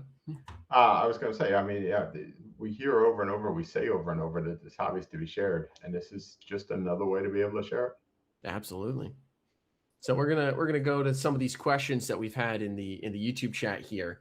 So we're gonna start with one I think is pretty relevant to all of us, which is, can the panel describe what a remote op session looks like for those of us who are not familiar with them? What does one see and do, and how? So, Bill, I think you're the most experienced in this. So, so for a regular remote operator, you're basically operating as the engineer, right? So you've got a radio on. Typically, you're tuned to the dispatch channel, so you're hearing all the radio chatter that's going back and forth on the layout, which in itself is pretty cool to listen to. And as the engineer, you've got your throttle up in front of you. You've got if you're running a through train, you're watching the camera, so you're watching your train run through. You're communicating with dispatch that, hey, I'm coming up to this control point. Am I clear into the next block, or do I need to stop? And if you're working on a switching job, then you're working closely with your conductor, again, running that engine in the exact same way that a real engineer would, in that, you can't see what's going on with those cars. So you're running that engine back and forth, moving cars, carefully following the directions of your conductor. All right, back 3, okay, good, stop there. And we've even actually used a remote operator as our second yard guy successfully. So nice. Yeah, so basically, you're not in the room with everybody else, but because you get the radio and that communication, it's certainly the next best thing. And especially if the weather's off a little bit or from a distance, it allows you to join in and be a part of it where you otherwise wouldn't be. Yeah. Kind of in that same vein, how do you deal with delay that remote operators face? And you Bill, you've already kind of touched on this question a little bit, which is that at the end of the day, for all things considered, there's really not much delay. There's maybe a half second. In my experience, just maybe a half second, 3/4 of a second of lag between the input on the throttle versus what the train's actually doing. And obviously, some of the issues with that could come up with if you have momentum built in, but there hasn't, in my experience, there really, as long as the internet connections on both sides are stable, there's really not much delay. Yeah, exactly. It's not nearly the delay you would expect or would think. And when you're doing switching work, the conductors, kind of they'll get used to it, right? So they'll know to say a half a second ahead. Just like when you're working on the ground with somebody, you get used to how they operate. But generally, once I get someone set up, I'll get down with the mic that I'm using for Zoom. I'll get down near the engine and say, all right, hit the horn. And most times you can hear the shock with the lack of lag from the point they hit the horn to the point they hear it. And I mean, that's them hitting the horn, it transmitted the layout, the horn blowing, and then the mic picking it up, transmitting it back through Zoom to them. And it's still amazing how little lag there is. Yeah. Paul, you've operated. What did you find? I had a very similar experience, but actually the struggle that I had audio wise was that we couldn't figure out how to get the noise cancellation that Zoom has built in gotten rid of. So I was having trouble hearing the locomotives notching up, and because it was a proto throttle style speed curve, that was really important to the process.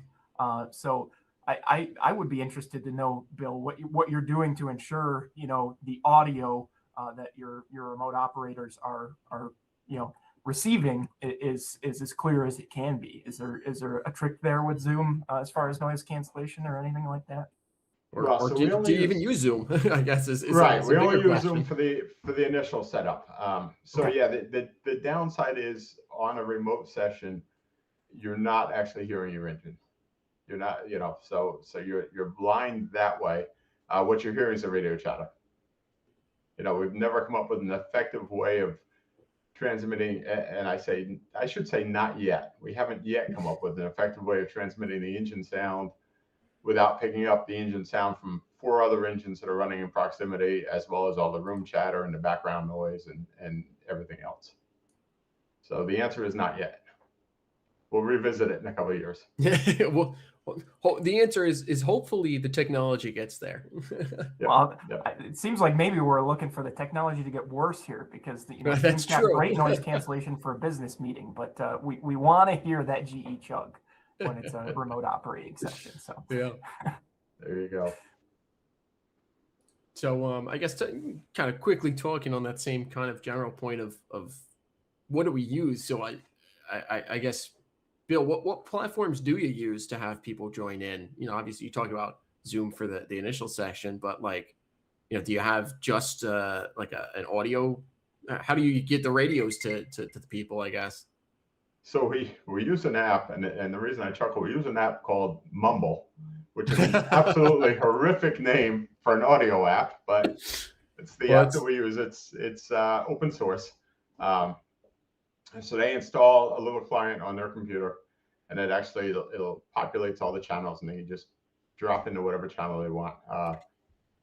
The back end is much more complicated because, of course, you need a server for each radio. So every channel that you're going to have is a separate server, a separate radio connected. But even that's not terrible. But yeah, so they're connecting with that. The WeThrottle, the camera software that I use actually serves up a web page. So just hitting an IP address, it takes them to a web page for the cameras. And then we actually also run a camera car that we use as an inspection car, and that's a separate web page. Nice. So really, you've got the Mumble app, 2 web pages. Well, right, potentially 3 web pages. If you're dispatching, you've also got access to all the JMRI panels off of the web server. So potentially 3 web pages, and the WeThrottle. Yeah. My software of choice is not much different in terms of names because I use Discord. So between Mumble and Discord, we're not off to a good start.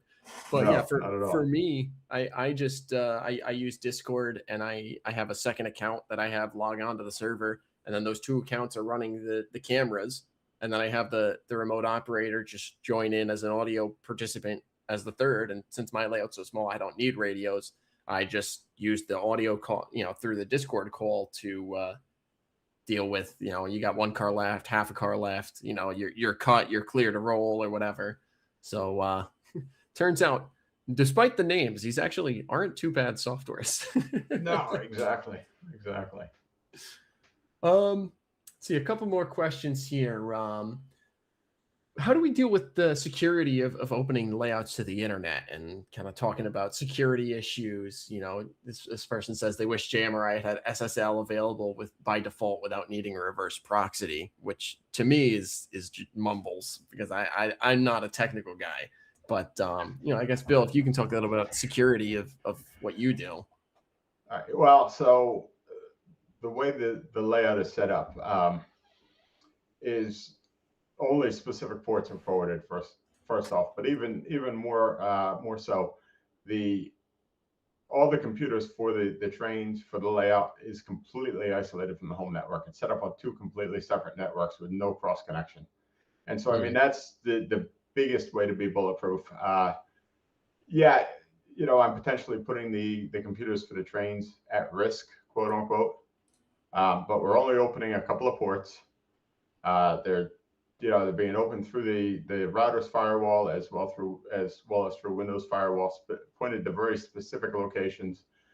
Depending on the equipment you're running, if you want to go a step further, a lot of the routers will allow you to only to set up, so you're only allowing certain IP addresses in, right? So if I was going to have Paul, hey Paul, what's your IP address? Mm-hmm. Okay, this IP address is allowed. And then when you're done operating, shut them back down. Yeah, just You know, and keeping things up and keeping things down when needed. exactly. So, you know, it's risk management there. Yeah. So I'm just going to do one more quick question here. Someone's talking about having sightings controlled manually, but wondering if they should rethink that for remote operations. At least the way, myself and Bill, the way you've described it, I would say you don't need to. You just need to think about having someone in the room to throw those switches that are manually controlled when you have someone operating remotely. Yeah, I So, would agree with that. Absolutely. yeah. Paul, I don't know if you want to chime in from the other side of the model. A good conductor with boots on the ground, in the layout room can circumvent any need to have any sort of remotely controlled switches, unless you're talking about specifically remote dispatching, which is another part of remote operations, of course. But it's certainly possible to control switches remotely, but not necessary to get yourself up and running. Yeah, sure. Great. All right. I think we're going to kind of wrap it up there. I know there are more questions that have been asked out there. Unfortunately, we don't got time to get to them all. But I don't know, maybe Bill can write something up for the coupler and answer some of those questions there. But thank you guys for joining in. I know things were kind of hectic in the background. So thank you guys for joining in. Thanks for the great information. And we are going to go ahead and move back to another tip and trick from Dick Hehir before moving on to Peter Darling's layout tour. So Speed, if you want to bring us to the tips and tricks, we'll go from there. I'm going to demonstrate now how I used flangeways on the part of my layout where I had embedded rails. Now, in my case, this was concrete. I was modeling concrete. Certainly, it could be asphalt also. The flangeway installation I covered in a previous presentation. It was, this is using an evergreen product, which is an L-shaped, very small, L-shaped, 1.5 by 1.5 millimeter styrene product, glued into place to represent a flangeway. Now I want to show you how I went about doing the embedded rail. First of all, now we're going to want to fill that flangeway with a piece of styrene to keep the spackling material out of the flangeway. And in this case, what works well is an evergreen product 8404, and that information will be available at the end of the presentation. It's a scale HO 4x4. And so we lay that in the flangeway. You can see the flangeway's in place. It's already been weathered a similar color that I use on the sides of the rails. This you want to cut considerably longer than the flangeway and just tape that into place using painter's tape so it's not moving around. Then for the end, beyond the end of the flangeway, I'm just putting in, this is just a piece of weather stripping. Stick that in place. Now what I'm using to represent concrete is a DAP product. This is a patch and paint, lightweight spackling product. And to apply it, I'm using actually this is an artist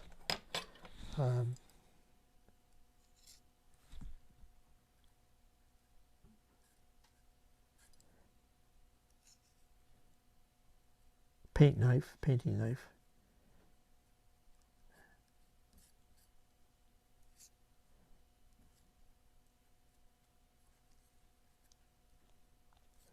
You do want to sort of press it down.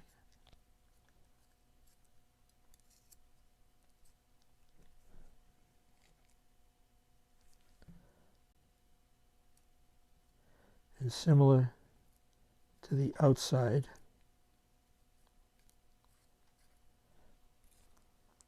again, you want to press it down so it's going to stay in place once we smooth this out.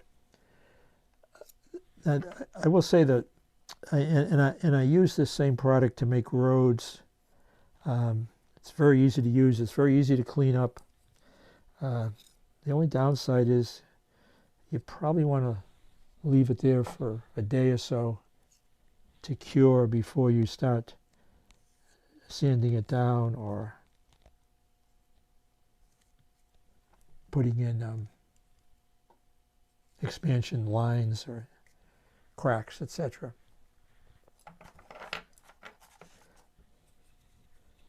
Now I'm going to use the putty knife to just smooth this out.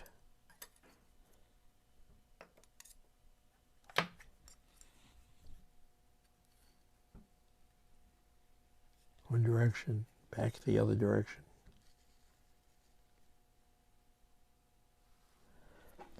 And after this cures, you're going to you're going to want to sand it. You're going to want to, as I said, put in cracks, etc., etc. I'm going to do the outside rail. I want to stick close to the rail. I want to extend this out a little bit. Take a little more.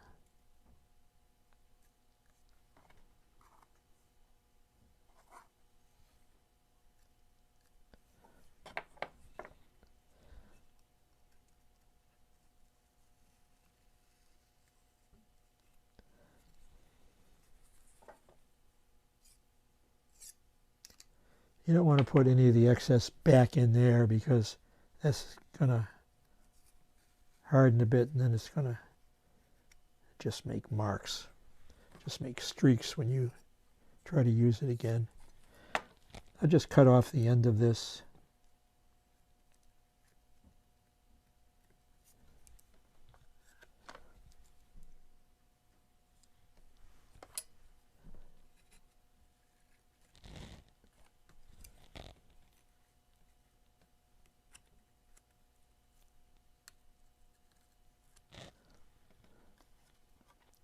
We're going to let this cure for about a day. I have one here that I did last night. We're going to see how it turns out when I take it apart. As far as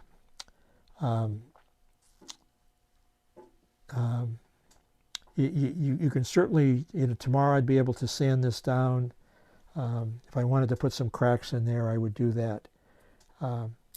Now let's look at what I did last evening.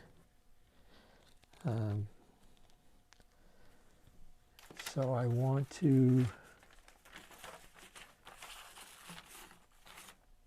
just we're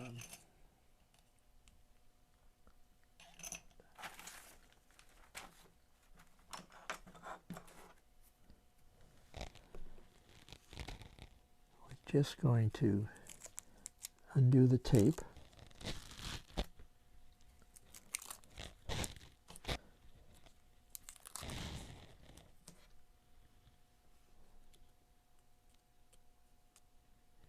Want to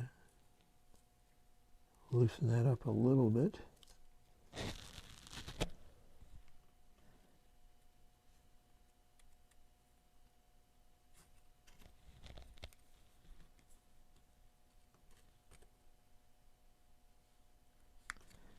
This is still soft. I can't see how to use hydrocal with this.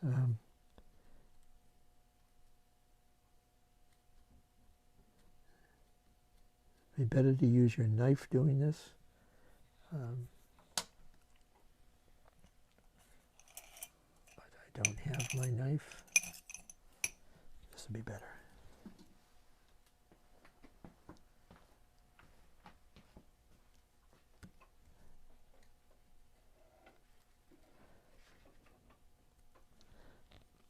And we're just going to lift out this component. Most of the, of course, some of this product is going to get into the razor blade. Would be better, yeah.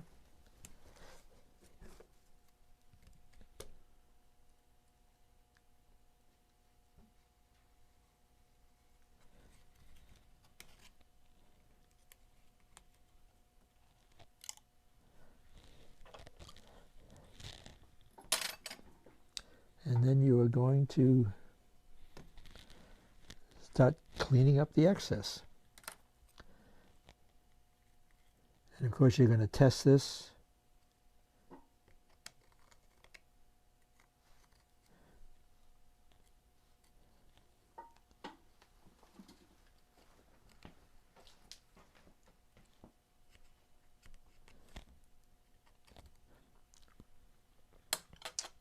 And you can sand this down. You might want to put what I use when I'm making roads for expansion lines. I use a scribing tool because that's more significant size. On the other hand, when I'm doing cracks, then I just like to use something that's fine. You can see that this is still soft, so I probably wouldn't be doing this for a couple of days as far as putting in expansion lines, but it does work to clear out this excess. That's okay because you've got the rail on one side and the flange way on the other side. And you can put some cracks in. Now as far as coloring this, and again what I use is I'm representing concrete here. What I like to use for coloring is, this is a Woodland Scenics Earth Colors Liquid Pigment Concrete. I take this, I thin it with I add some white, thin it out a little bit, and I use a good bit of water, so it's really sort of like a wash. And after I've cut in the expansion lines and the cracks, then I will paint this over. I'll follow this with a little 1/4 strength India ink and alcohol. And that information is at the end of the presentation.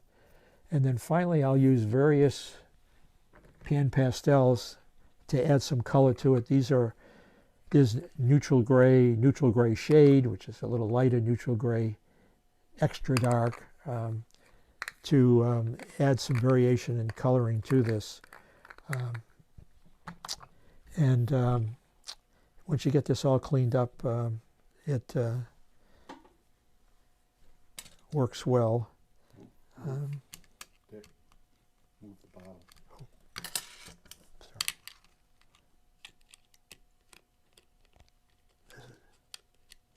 And you certainly want to be testing this. And this is it's good to have an extra truck here to just do this. And then if there's this is, you can certainly sand it down if it seems to be high. And you have to remove all this extra. But that gives you I think a better looking embedded track than when you don't use a flangeway. Thank you.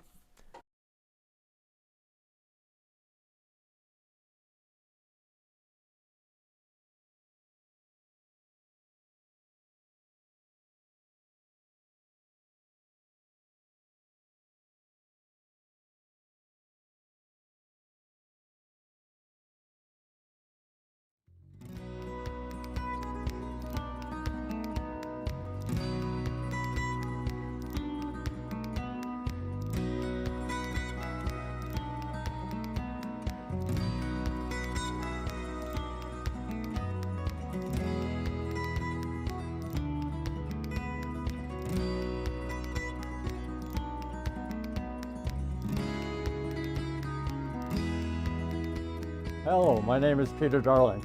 This is my HO scale Southern Pacific Donner Pass layout. The layout replicates the Southern Pacific Sacramento division, which runs from Roseville, California, which is near Sacramento, to Reno, Nevada, which actually is Sparks. Both Sparks and Roseville were major interstate interchange areas, and they were huge yards which did a lot of transfer. My railroad represents 1941, so this was prior to the war. The section of this railroad is actually part of the original transcontinental railroad over the Sierra Nevada mountain. The layout is 56 feet by 29.5 feet. The main part of the layout that's scenic is 48 by 29.5, and the staging is 8 by 29.5. Staging eastbound represents Roseville, and westbound represents Sparks.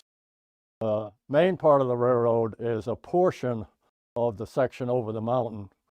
It's about 50 miles worth of railroad, runs from Colfax to Truckee. The reason I did that portion of the railroad is Colfax was where they put the helpers on to go over the mountain, and they dropped them off at Emigrant Gap. The westbound, the railroad put helpers on at Truckee and dropped them off at Norden. I have modeled both those areas. Some additional towns I modeled were Alta, American, Blue Canyon, and Butte Canyon. Okay, I started the railroad in 2009 after completing the room. The room I put suspended ceiling, fluorescent lights, the floor is all tiled, and I painted all the walls the blue colors before I started the layout. The layout is level track main line is 330 feet. The construction is all L girder with the sub-road bed is 3/4 inch cabinet grade plywood. There are 104 turnouts on the main part of the layout. All the turnouts are controlled using Tortoise switch machines, and all the switch machines are controlled by switch-it stationary decoders. The system you use for operation is NCE Power Pro. The layout is divided in half. One half is powered by Power Pro combined station and combined booster, and the other half is by a booster. Within the layout, there are 12 sub-power districts. 2 of those are specifically for the switch machines. So if there is a short circuit on a turnout, you can still operate the switch. Okay, the track on the layout is all microengineering. The main line is code 83 and the sidings are code 70. In staging, all the track is Atlas code 83. There, the turnouts are controlled by Caboose Hobbies ground throws. The scenery on the layout is a combination of extruded urethane foam on most of all the walls, and the peninsulas are done using cardboard strips and 2 layers of plaster cloth. Over that, I use ground goop on most of the scenery and rock castings. All the trees on the layout, well, I made about a quarter of them, but there are currently 14,000 evergreen trees and about 2,500 deciduous trees.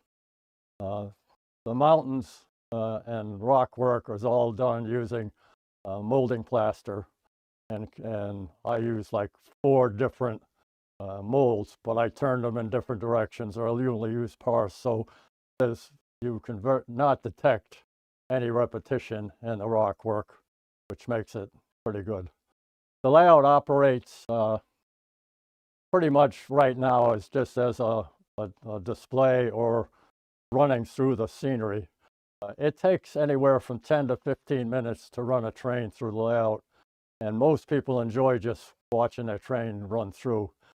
I've built the entire layout myself, so I haven't had a lot of time to think about doing operating sessions, but I'm starting to get towards that. Although people seem to like really running the train, but operation, you get to see more when you actually operate a layout. We're going to go for a tour of the railroad, but we're going to use a reefer block, which is a combination of the refrigerators from the Western Pacific and from the Pacific Fruit Express. So here we go.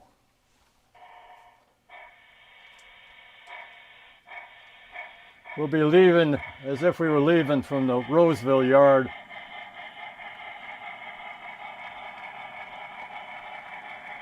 And we'll take this reefer block over the Sierra Nevadas to Truckee.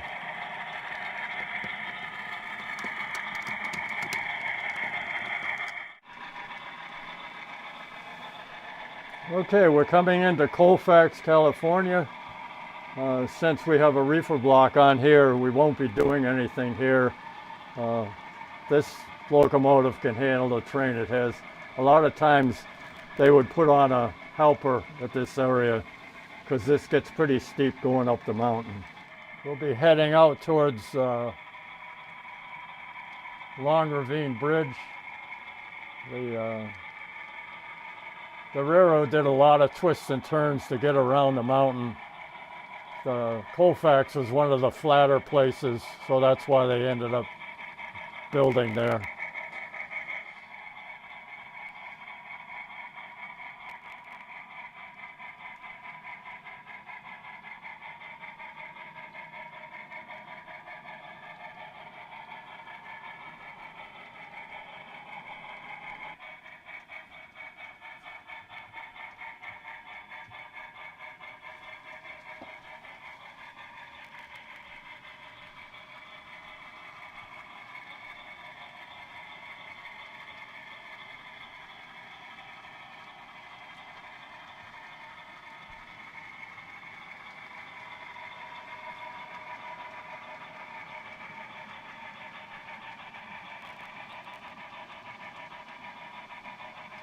So I guess I could say here that the Long Ravine Bridge covered Long Ravine, but the narrow gauge actually went under the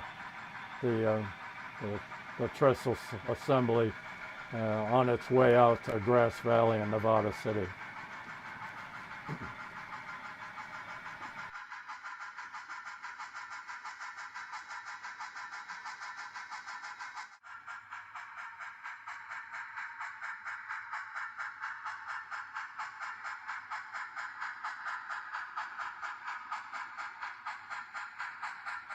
Here we are passing through Alta, a small town part way up the mountain before the mountain gets really steep.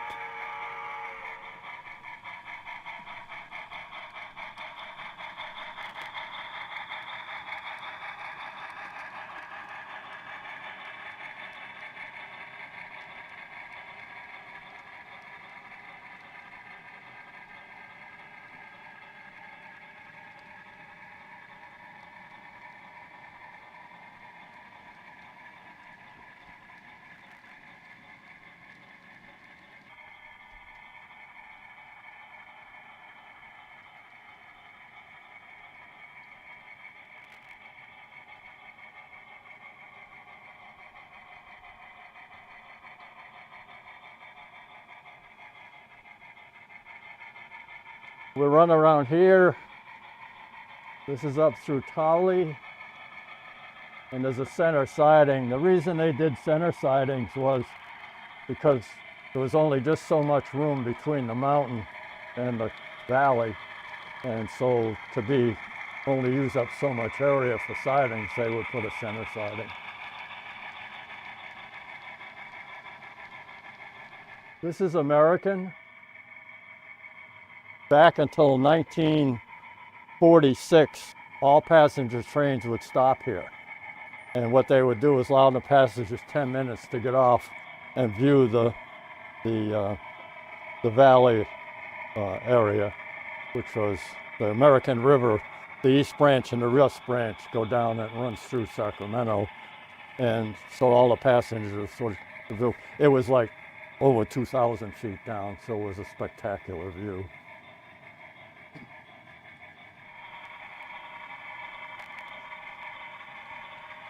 Okay, our train is now heading east and heading for Blue Canyon. Blue Canyon is getting pretty far up the mountain where they have a lot of snow. And in the old days, before they used to have a change fueling station there. And now it's pretty much a town where the train passes through.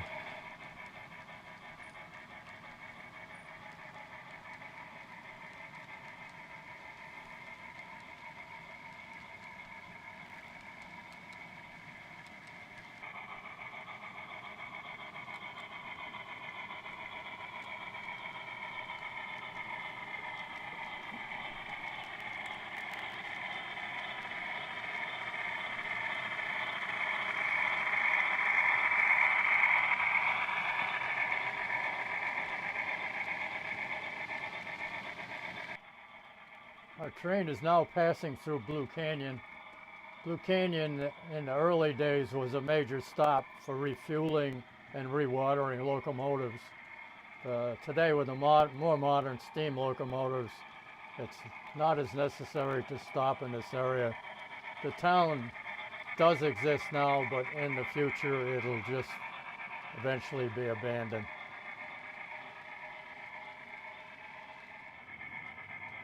Emergent Gap is where they took the helpers off, and there was a balloon track that's obviously not on my layout, but the balloon track is how they used to turn them. This turntable was used to turn the snowplows, the rotary snowplows. So it's actually supposed to be covered, and eventually it will be. I have the plans for it.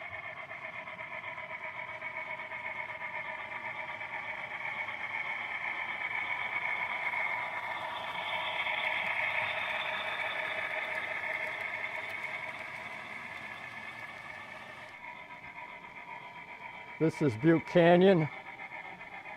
Butte Canyon originally was completed in 1869, but in 1924 they double tracked. And what they did is they ended up adding a bridge. The way they did it was they added concrete to the existing bridge supports so that they could get the two bridges on. So I've replicated that here.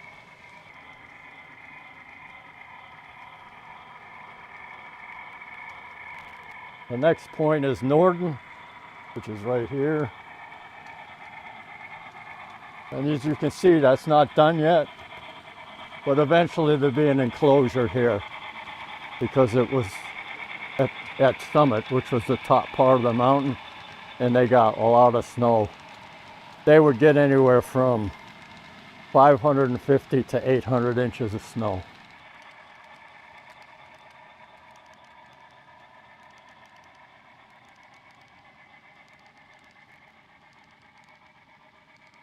Doing this mountain was a real challenge because there's 150 pounds of molding plaster in this thing. The way I built this is like an upside down boat.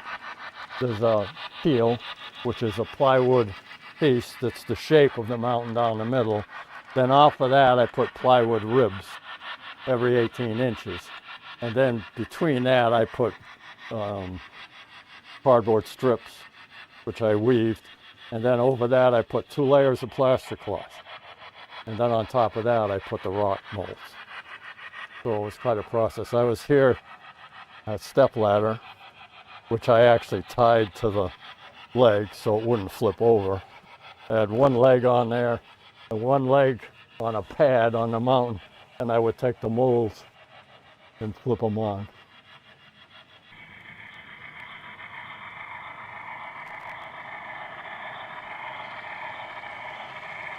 So anyway, this part of the mountain, what this does is this is tunnel 41, which is that 2 mile that comes out. And this was the original line that went around the mountain. So originally that was a 2-way track. Today it's, well, actually during my period, they pretty much ran eastbound this way and westbound this way, because the track coming down was a little steeper grade. And as a result, this track was under this track. So from here all the way to Reno, it's wrong side running. So I tried to replicate that.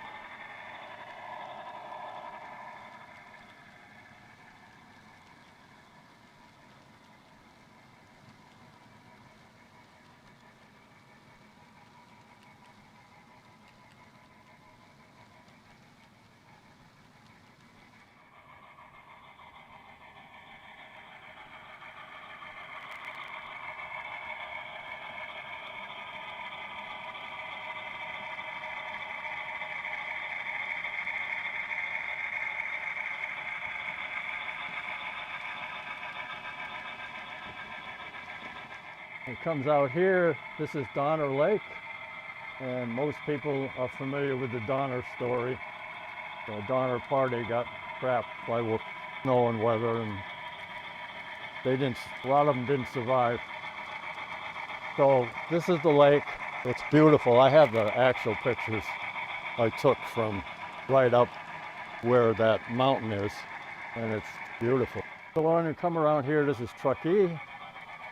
Truckee, again, was a place where they put on the helpers, and there was a huge yard here to house the helpers. They also did a little bit of swapping of cars and stuff like that. I have two things left to do. I have the station to build and a gas station to build. The big thing is this hotel exists today in Truckee. It's the Truckee Hotel. It was originally built in the late 1800s, and it was the Whitney House, and there was a casino, and it was all kinds of different names. Today it's been totally restored. Scott Baruti built that for me.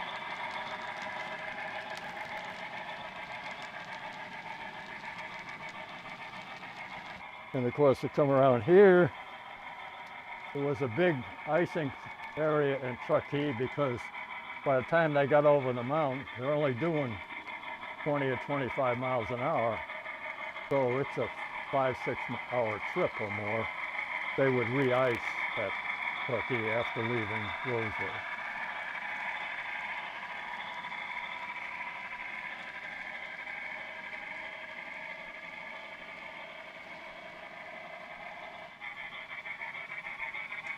Well, here our train enters staging for its final destination on the railroad.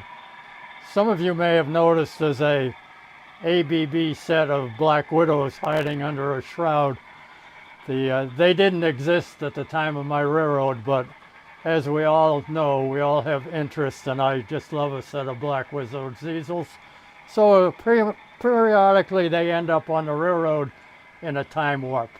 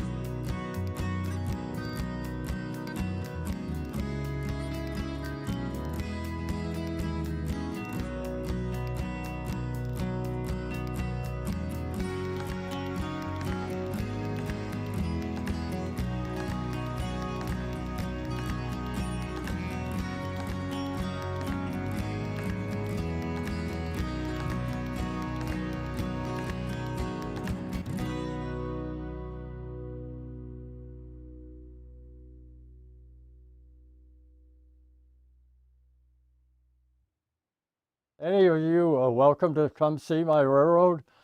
Just give me a call and I'd be glad to show you the layout, and I think you'll enjoy seeing it operate. Thanks for watching.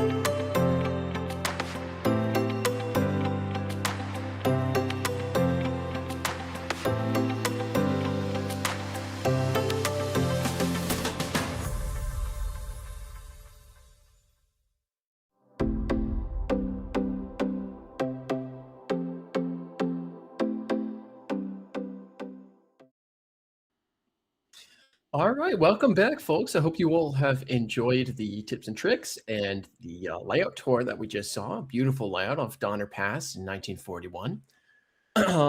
Before we move on to our next clinic, I just want to remind everyone you have half an hour left to register for tonight's drawings. If you would like to be enrolled in our sponsored drawings, there's a link in the description of the YouTube video below. Click the See More button as you scroll down on the webpage and click the link that says enroll here or something to that effect.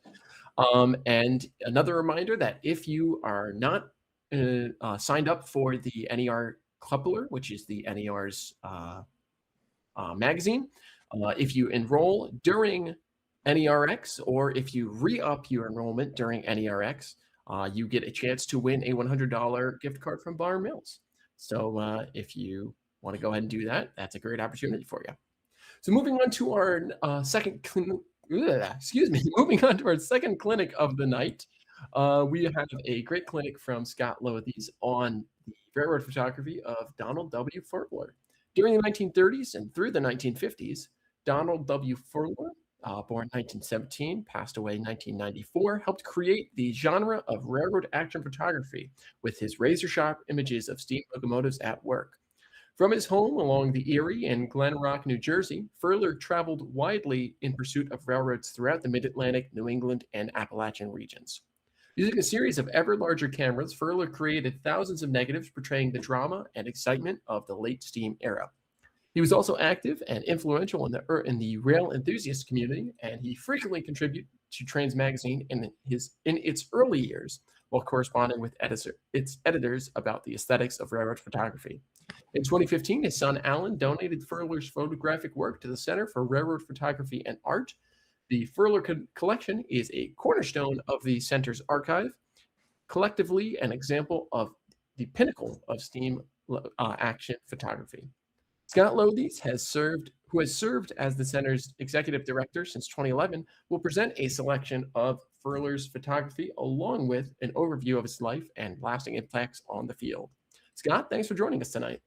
Oh, it's my pleasure, Dennis. Thanks so much for having me. And I should confess to everyone out there in the northeastern part of the country, I'm from Appalachia originally.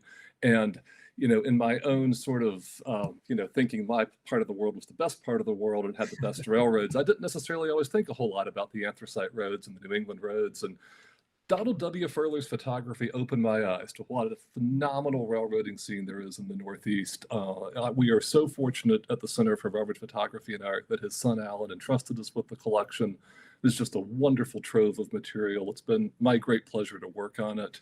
We have the great fortune of publishing a book about it, Railroad Photography of Donald W. Furler, and we do have copies of that available on our website. That's my shameless plug, railphoto-art.org. And I'm just really looking forward to a chance to share it with you tonight. It'll focus mainly on Don's home region around the sort of southern New York, eastern Pennsylvania, northern New Jersey. But he did get into New England and even Canada a few times, and so we pulled in some of those shots specifically for this crowd tonight, and I just hope you all really enjoy it.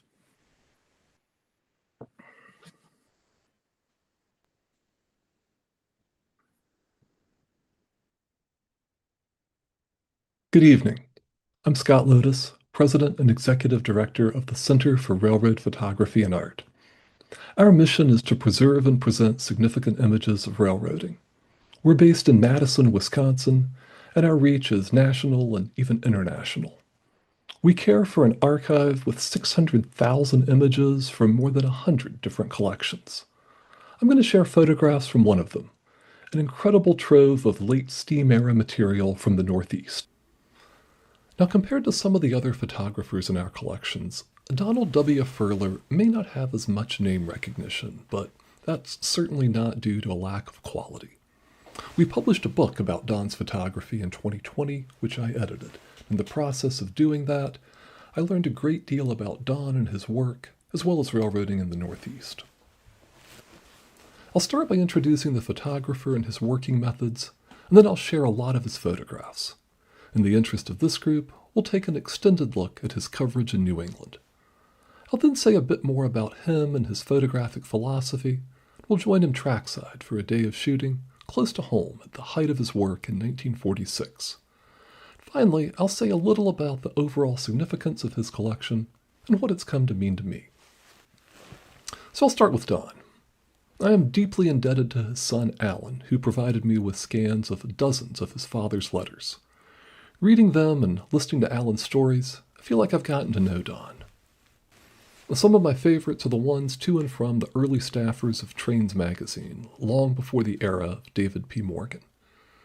Trains published its first issue in November 1940 when Don was 23 years old.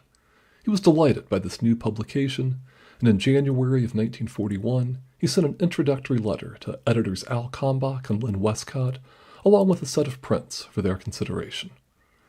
He called Trains the answer to the long-desired railfan publication of better quality, a strictly factual and photographic magazine, employing better illustrations and the desirable slick paper.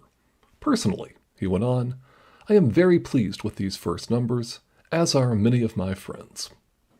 Kalmbach and Westcott were equally pleased. Kalmbach wrote back to Don that you were just what the doctor ordered. He went on to use dozens of further photographs in the magazine, including at least one on the cover. But we should really start at the beginning.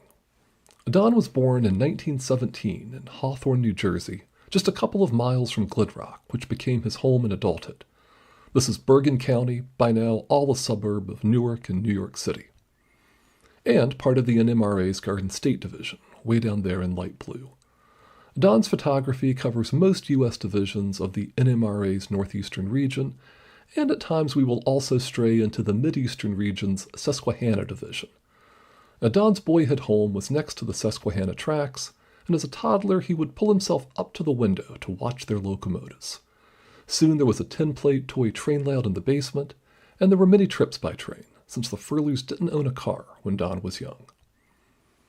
He took up photography from a young age, with a penchant for detail that led him on a quest for ever larger cameras.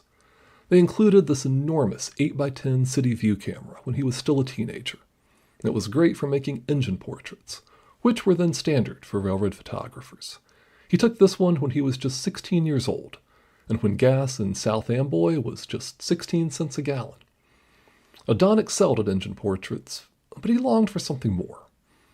In one of his letters, he described locomotives at rest as quiet monsters, and he went on to say that he wanted shots showing these quiet monsters coming to life. That desire put Don on the leading edge of amateur railroad photographers of the time, and he went on to help establish a new aesthetic, the action shot.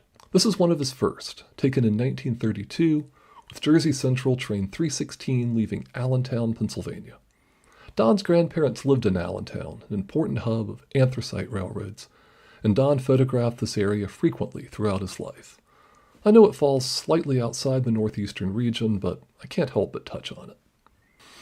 Well, within the region, Don deployed his new camera on New Haven electrics, like this trio at South Norwalk, Connecticut in 1932. Now, I think these are both sensational shots, especially for a teenager in the 1930s with a 616 camera. But neither one is perfectly sharp, and Don Furler was not satisfied. In the late 1930s, he bought a folding Graflex with a faster shutter and in the larger 122 postcard format. He put it to good use in Allentown for this view of Lehigh Valley's Wilkes-Barre Express. Folded up, the Graflex could fit in a coat pocket, handy while Don was commuting on the Erie to attend college. He graduated in 1938 with a degree in mechanical engineering from the Stevens Institute of Technology in Hoboken. This is a later shot from Jersey City, 2 miles to the southwest. The line to Hoboken is down below, and visible at far right are some of Manhattan's skyscrapers. Don loved the rush of commuter operations, and he kept coming back after graduation. In this scene from November 1939, a pair of Jersey Central trains are leaving their Communipaw terminal about 2 miles south of the Erie's facilities. Don even took that folding Graflex to Newark for a rare non-steam action shot. This is Pennsylvania Train 123, the Potomac, crossing the Passaic River, also in November of '39. Ever the steam diehard, Don cataloged the GG1 as a 4664. He's not wrong. 1939 was also the year he upgraded to a 4x5 speed graphic, which most railroad photographers then considered the ultimate camera for action shots. 4x5 is slightly larger than 122 postcard format, nearly twice the size of 616 film. Today we consider it large format photography, but it still wasn't big enough for Don Furler. So in March of 41, he upgraded again to a 5x7 speed graphic that became his signature camera for the next 20 years. A 5x7 negative is nearly twice the size of a 4x5, giving Don the tremendous level of detail he so strongly desired in his action photographs. Now, that camera still exists. Alan brought it for show and tell when he presented at the Center's annual conference in 2018. And compared to the little mirrorless digital cameras I use today, it is an absolute beast. And just in case you're wondering, here's how a little 35mm negative compares. Now, by 1941, Don had also met his bride, Marie Allen Wida of Allentown. That's where Don's grandparents lived, and Marie was the best friend of one of his cousins. Alan told me that their early dates were walks along the tracks, with the speed graphic serving as chaperone. So I think it's fair to say that Marie knew what she was getting herself into when she and Don were married in 1942. They soon bought a home in Glen Rock, and I don't think you'll be surprised to learn that the Erie ran just across the street. In Don's photograph from 1946, the house is just to the left of the smoke box. Below that is a recent satellite image from Google. You can still ride through here on NJ Transit. And here's Marie waving from their front yard to an Erie passenger train. The engineer on this one was Bill Smith, and he and his wife became good friends with Don and Marie. There's a great story about how they met, but for that, you'll have to buy our book. Don now had two families to visit in Allentown, and he usually brought a camera. One of his favorite spots there was along the Lehigh Canal, where he could shoot the Reading, the Jersey Central, and even the Lehigh and Hudson River on trackage rights. This Reading 210-2 was taking 100 cars west in 1947. Across the river in the steel town of Bethlehem, this is a Lehigh Valley 484 steaming east, about to pass under the Hill-to-Hill Bridge in the fall of 1948. Closer to home, this S-curve on the Erie was just 2 miles north of Glen Rock at Waldwick, a favorite photo spot for Don. He caught this westbound doubleheader on a sunny and snow-covered Sunday in 1943, which also happened to be Valentine's Day. Alan likes to say, "I hope my mom at least got a card." Now, while Don's early efforts centered on his hometown roads, in 1939 he got his first car, a 37 Ford that he affectionately named Lizzie. In their first year together, long before interstates, Alan told me that Don put 34,000 miles on Lizzie. Remarkably, she was still going a decade later, as this photo attests. That's Alan peering out from behind the rear window, with his sister Nancy posing in the driver's seat. The car greatly expanded Don's range and the scope of his action photography. He could now visit places like Summitville, New York, 70 miles northeast of Glen Rock on the New York, Ontario, and Western, where one of their 482s led a freight train west in May of 1940. The O&W was an early adopter of diesels and a road plagued by frequent derailments, both factors in this 1948 photograph. Here, two FTs lead a freight train west, detouring over the Erie at Port Jervis, New York, due to an O&W wreck at Cooks Falls. That's a scene I could stare at for a very long time. Now, we saw New Haven Electrics earlier, but Don preferred their steam operations. Here, a 210-2 leads a freight north out of Maybrook Yard in 1942. This train would have crossed the Hudson River at Poughkeepsie, although sadly Don never photographed that great bridge. He did visit the Maybrook line east of the Hudson, and here a pair of DL-109s lead train Advance OB2 with 75 cars in May of 47. I think that's a fantastic shot, but Alco diesels were not why Don Furler was there. His target that spring afternoon was another 210-2, the 3200, on train OA4 with 55 cars. This is above the village of Poquod, New York, near the top of a 7-mile-long, 1% grade. Don occasionally ventured further north. On May 18th, 1941, he made it to the western end of the Boston and Maine, where he caught train PM1 with a 482 and a friendly wave in Williamstown, Massachusetts. Don then followed the B&M into the southwestern corner of Vermont, although his reward was a coffin feed water heater on a 210-2 leading a 70-car freight. Maybe beauty is in the eye of the beholder, though. I grew up on the C&O, and I love smokebox-mounted air pumps. But I struggle to appreciate these. This was Don's last shot of that day, back in New York at Buskirk on the western end of the Boston and Maine. It would be 8 years before he photographed any New England roads again. But in the summer of 1949, he made 2 trips to New England, starting over the 4th of July weekend with his best friend, Bob Collins.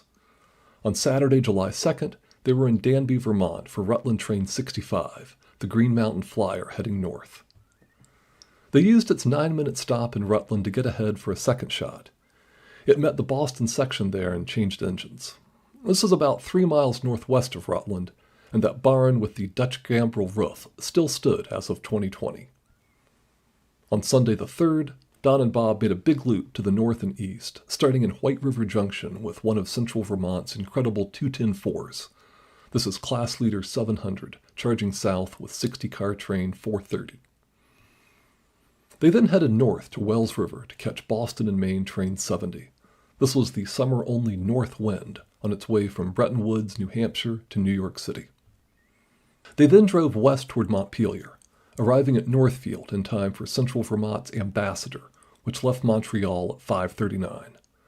Mountain 602 would later have the distinction of pulling the CV's last steam-powered freight in 1957. Driving back south that evening, they caught one more train in the long summer day, the CV local steaming past a field near Bethel with 10 cars behind the 455. They celebrated the 4th of July on the Rutland. That morning, Mikado 35 led a freight train north through the Otter Creek Valley near Proctor. A local freight came south a bit later behind Consolidation 31. Jim Shaughnessy used Bob's identical picture of this train in his Rutland book. The caption there notes that the brakemen enjoying the breeze in the boxcar door were there to handle the LCL traffic. They made a couple of engine pictures in Rutland, the 31 after it had arrived with the local, and also 10-wheeler 74, and then I believe they started the long drive back home. Don returned to New England a month later. On Sunday, August 7th, he rode New Hampshire's Mount Washington Cog Railway. His engine portraits that day included more Mount Washington subjects, a Maine Central 280 in Bartlett, and 2 Boston and Maine Pacifics at Carroll. On Monday morning, August 8th, he was back in Bartlett for a fireman's side portrait of Maine Central 369. He had big plans for this little 10-wheeler that day. It departed presently, heading north with 5 freight cars and a combine. That's US 302 at left, and just beyond it is the Saco River, which the tracks followed at Crawford Notch. The train must have stopped at Notchland, allowing Don to get ahead of it for another shot. That's the depot in the background, just beyond the combine. Here it is approaching Crawford Notch in Don's last photograph of it. It was running here as Local Freight 378. Further north, it would change designations to become Mixed Train 378, running as the timetabled Beecher Falls Mixed from Lancaster to Beecher Falls and back. Don then headed 80 miles west to Montpelier, Vermont, where he found a Central Vermont local freight headed west to Montpelier Junction. I love the brakeman riding the tank car steps. Just north of the junction, he made a wonderful action shot that evening as the Ambassador stormed across the Winooski River. 602 was the same mountain he'd caught on this train at Northfield a month earlier. The following day was even more involved. Early that morning, he drove all the way into Maine, where he caught Grand Trunk Train 17 pulling out of Gilead.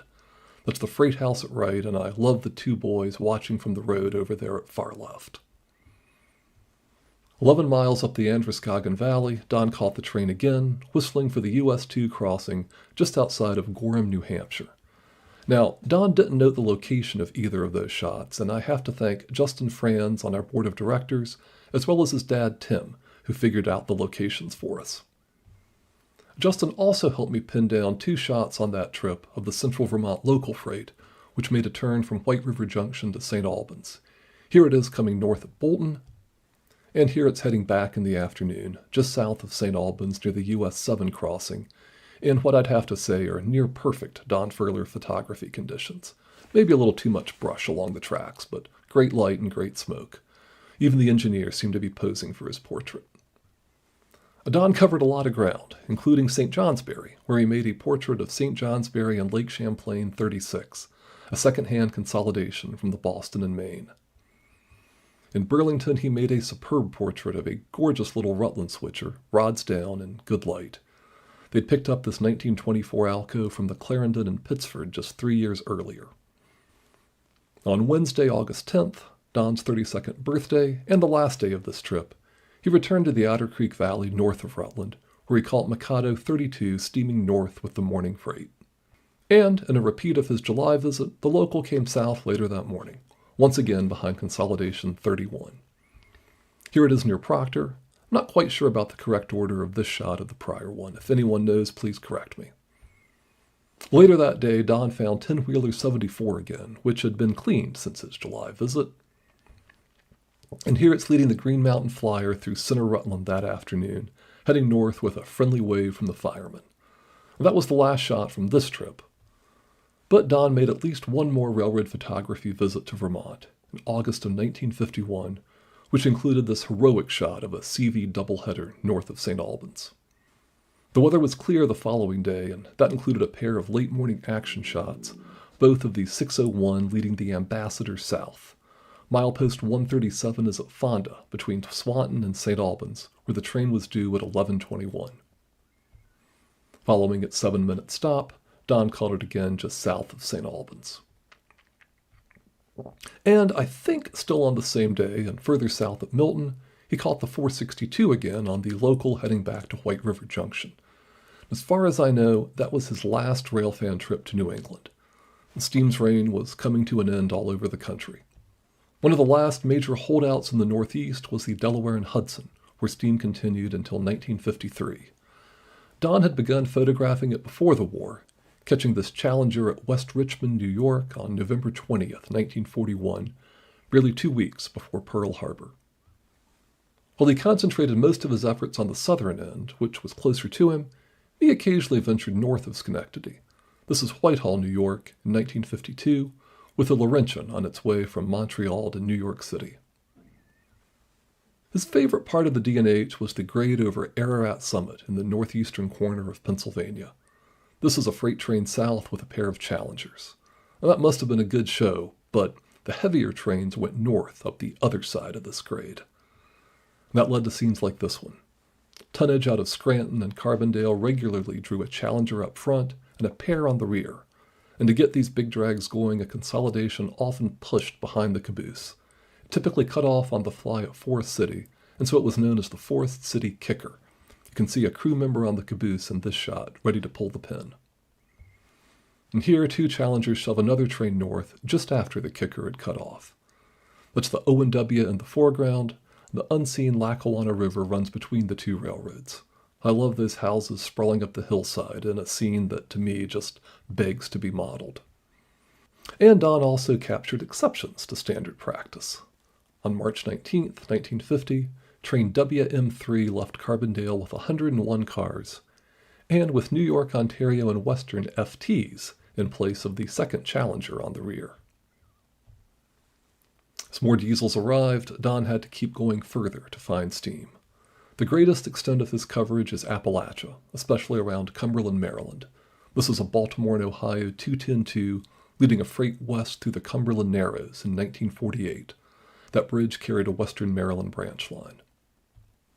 And here's the WM main line with one of their massive decapods leading a time freight west around Helmstedter's Curve on a perfect August afternoon in 1952. Scenes like this were worth the 300-mile drives from New Jersey. When steam ended in Appalachia, Don went even further, to Canada, where mainline steam lasted into 1960. This is a Canadian National doubleheader at Hamilton, Ontario. He visited Quebec at least once, making portraits of CP 1068 and Quebec Central 844, both 10-wheelers. And after regular steam ended, Don enjoyed fan trips, but his photography declined sharply. This view of a Reading Ramble leaving Allentown in 1962 might be the last shot he ever took with his 5x7 camera. He had started shooting color slides in the mid-1950s with a Leica, and he soon transitioned fully to color work. This is a CN doubleheader in Ontario.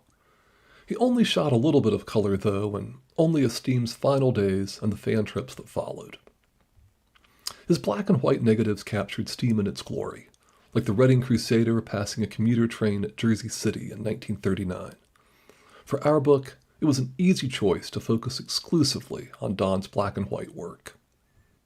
Having presented that overview of Don's photography, let me say a little bit more about him. He took his photography seriously, often wearing a coat and tie when he visited yards and shops for engine pictures. My tie tonight is a nod to him. But he tried not to take these pursuits too seriously. This is a David Maney photograph of what they called a fiasco on the Delaware and Hudson when their chase vehicle got stuck in the mud. At right, Bob Collins gestures in frustration as the train passes, while George Crumb and Dick Horseman look on in disbelief. Don, at far left, leans on the shovel and appears to be laughing. He could still find humor in their predicament. As we look more at Don's photography and at just how much time he devoted to it, you might think of Marie as a railfan widow. For a time, that might have been true. But I also know from talking to Alan that his dad was a loving and devoted husband, father, and grandfather. Don and Marie raised 4 children, doted on their grandchildren, and celebrated their golden wedding anniversary in 1992, 2 years before Don died at the age of 77. 10 years later, for the Center for Railroad Photography and Art's second annual conference in 2004, our founder, John Gruber, put together a presentation about steam-era railroad photographers that he considered creative and almost forgotten. He included Don Furler, and he tracked down his son, Alan. After getting in touch with him, Alan provided scans of his father's negatives for the presentation, including this one that John ran on the cover of the 10th issue of our journal, Railroad Heritage. Alan began attending our conferences, and through that, decided to donate his father's photography to us in 2017. Now, in one of our early conversations, Alan asked me directly whether I thought his father's photography, with its more classical style, would be a good fit at the center. We frequently emphasized creativity as well as the human side of railroading. I assured Alan that I considered his father's work to be one of the cornerstones of railroad photography, which all of us who came later have built upon. Now, I meant those words when I said them, and I have since come to understand the foundational nature of Don Furler's photography on an even deeper level. Don was a man who knew what he liked. In one of his letters to Lynn Westcott at Trains magazine, Don wrote, "A good action shot can show sufficient mechanical detail of the engine to be interesting from that standpoint and yet be dramatic enough to be effective." These are the kinds of pictures Don took almost exclusively, and the kinds he wished to see in his favorite magazine. "My severest criticism," he once wrote to Al Kalmbach, "would be the high proportion of unusual views." Now, as I read more of Don's letters and came to understand what he meant by unusual views, I realized they are often exactly the sorts of shots I have prioritized in my own photography. So why on earth did I write a book about Don W. Furler? I think it's important to remember that tastes change. Don certainly did, thanks in part to his dialogue with Kalmbach and Westcott, and also his many friendships with other photographers. Those included Jim Shaughnessy, who took no shortage of unusual views himself, and which Don came to appreciate and even admire. And my tastes have evolved too. Seeing Don's work reminded me of my early interests. Long before I was a photographer seeking unusual views of the diesel railroad, I was a kid with a pencil, trying to draw steam locomotives. And I should say here that there is at least one part of Don's photographic philosophy where I stand in complete agreement: to take but few pictures if necessary, and take them well. This sometimes included unusual views, like this distant pastoral scene on the Lehigh and Hudson River. I absolutely love it, and I made a 2-page spread in our book. As I've grown in my role as an editor, I've realized that I do some of my best work when I fully embrace my own tastes. Don Furler was an exacting photographer who had a clear vision for what made the best railroad photographs. He was someone who helped write the rules that I've often been so eager to try to break in my own work. So in the book, I looked for images that I felt met his highest standards. He was also a daring photographer, not afraid to take chances by shooting on the dark side, on cloudy days, far away from the tracks, and sometimes even from unusual perspectives. You took these chances in an era when film was a limited, expensive, and time-consuming resource. Every shot was the result of careful planning and skillful execution. Every photograph in the Furler collection is one that Don thought enough of to take in the first place and then to preserve carefully. So I've looked for the images that strike the deepest resonance with me, because I knew they'd be the ones I'd be most excited to share with you. We know how this story ends. The monsters became quiet again, and then they disappeared. Here, a young Alan Furler walks the D&H deadline at Oneonta. For 3 decades, his father pursued steam locomotives with almost singular devotion. What did it all mean? To try to answer that, I'm going to focus on a single year. As I worked my way through Don's collection, I kept seeing great photographs from 1946. So when we finished processing his black and white negatives, I pulled out all of their metadata, put it into a single spreadsheet, and sorted it by date. We have 6,128 Furler negatives spanning 1931 to 1962. At least 800 of them come from 1946. That's 13% of the total, nearly twice as many as Don's next highest year. Now consider for a moment what a year 1946 must have been for Don Furler. He turned 29 on August 10th, a Saturday that he spent on the Lehigh in New England. He and Marie had started their family just a few years earlier in Glen Rock, where he could step out the front door and take shots like this one. The war was over. There was no more gas rationing, no more travel restrictions, nor so many of the security concerns that had limited Don's photography. The economy was booming. Railroads across the country hummed with freight and passenger traffic. Steam locomotives hauled almost all of it. Each day, hundreds of them went storming out across the many railroads near Don's home. But there were signs of change. In the prior year, Don had witnessed diesel demonstrators from Baldwin leading the Erie Limited east through Glen Rock. Also in 1945, the Susquehanna had replaced the last of its steam engines with diesels, one of the first railroads in the nation to do so. Diesels were showing up on other roads, too. Cars and buses had already cut into the passenger business before the war, and that trend was poised to continue, abetted by the rise of commercial aviation. Perhaps harder to foresee was the deindustrialization that would sweep through the Northeast, as well as the opening of the St. Lawrence Seaway in 1959. Both would have profound impacts on the region and its railroads. But even without any hints of those, for someone who loves steam locomotives, 1946 dawned with enough harbingers of change to foster a sense of urgency. Like a double-headed weekend express on the Erie Main Line, this era would pass. And I think Don Furler realized this. In 1946, he unleashed 4 years of pent-up creative desire, born out of wartime restrictions and the long work hours the war had demanded of him. This is the calendar for 1946, with a circle on each day when Don made at least one railroad photograph. 114, nearly one day out of every 3. Only 4 weekends passed without any railroad photography, and for Marie's sake, I should note that one of them was Mother's Day. Now, it certainly helped that Don could shoot the Erie from his front yard, and most of his weekday photography was close to home, in the long evenings of spring and summer. But on the weekends, he traveled all over northern New Jersey, southeastern New York, and northeastern Pennsylvania. I love that he focused exclusively on his home turf in his busiest year. His work from 1946 is a remarkable time capsule of the region's railroading. Don Furler was a man who recognized his moment when it arrived, and then he went out and seized it. I find in that a profound beauty. Life is ultimately a tragedy for all of us. As rail enthusiasts, we often seem doomed to watch the things we love change for the worse or disappear forever. So maybe the best we can hope for is to make ours a beautiful tragedy, one where we do good work, savor the best of what we love, and share it with others.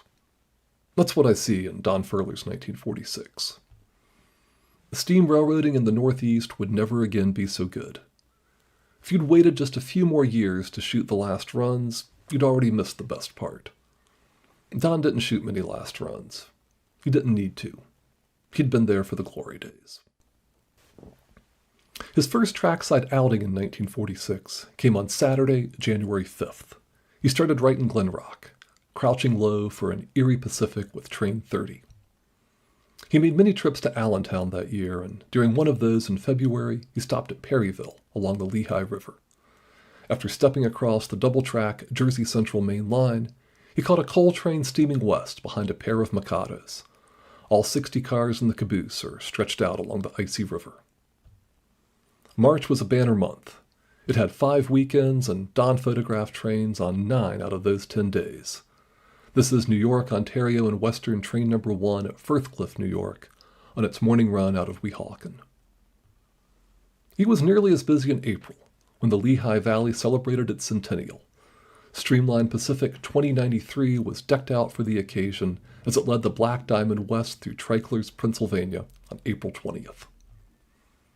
By May, the days were long enough that Don could photograph trains on weekday evenings after work. This is Erie's Mountain Express, with engineer Bill Smith waving from the cab. If 1946 was the high-water mark of Don's photography, then that summer was the pinnacle. He photographed trains on 15 days in June, 18 in July, and 16 in August. That's a 3-month run of photographing trains on more days than not. Even in the age of pocket phone cameras, I doubt many of us can make such a claim, certainly not with steam engines. He used 3 of those long evenings to see the New York Central's Great Steel Fleet charging up the Hudson Valley. This is the Commodore Vanderbilt at Cold Spring on June 23rd. For his next shot, Don climbed up on that signal bridge, for a moment of pure serendipity. As the 20th Century Limited raced up Track 1 with a pair of E7s, a Hudson bore down behind him on Track 2. Their closing speed likely exceeded 150 miles an hour. The gap between them represents less than a quarter of a second. There's no motor drive on the speed graphic. Don had one shot. He stayed for one more train, the Water Level Limited, which followed the Century by 10 minutes. I like to imagine Don in a pretty good mood as he drove home through the sunset. For the day, he had exposed 16 sheets of 5x7 film, all of them action shots on 4 different railroads. He'd caught 17 trains, 15 steam-powered. Now, as I start to wrap this up, I want to take you trackside with Don for a full day in 1946. He had so many good ones it was hard to choose, until I realized we could use this one. March 16th, 80 years ago today. It was a Saturday in 1946, and Don spent all of it in the field. He left Glen Rock in the early morning, driving 35 miles west to Netcong, New Jersey, a junction on the Lackawanna. He'd visit 7 locations over the course of the day, working his way west across the Lackawanna, the Lehigh and Hudson River, the New York, Ontario, and Western, and finally the Lehigh and New England. He started at Sussex Junction, just east of Netcong, with inbound Lackawanna commuter train 1028. It started on the Sussex branch, connected to the main line at Port Morris Junction, and continued to Hoboken on the Boonton line. This was typical of Don's planning. He'd frequently start with a scheduled passenger train and then try to find freights. He did just that a few miles west on the Lehigh and Hudson River at Allamuchy, New Jersey. This is one of their big 482s with 60-car symbol freight HO6. They had 3 of these mountains, numbered 10 through 12, all 1944 Baldwins that were identical to Boston and Maine R1Ds. Don then headed north to the Lackawanna Cutoff, where he caught a pair of eastward freights at Johnsonburg. This is 1644, a Q4 class Northern, leading 50 cars into the late morning sun. After a short walk down that immaculate right-of-way, he caught another 484, the slightly smaller 1607, which looks to have some construction material in those gondolas on the head end.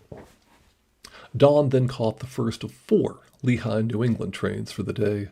This is one of their ex-Pennsy Mikados, leading a 43-car local east at Stillwater, New Jersey.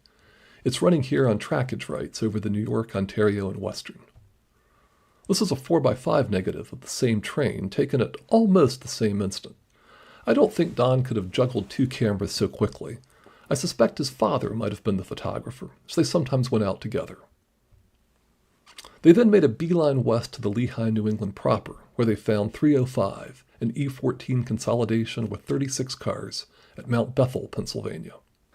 They chased it west to Penn Argyll, where the railroad had its main shops and yard, and where they seemed to have found a warm reception.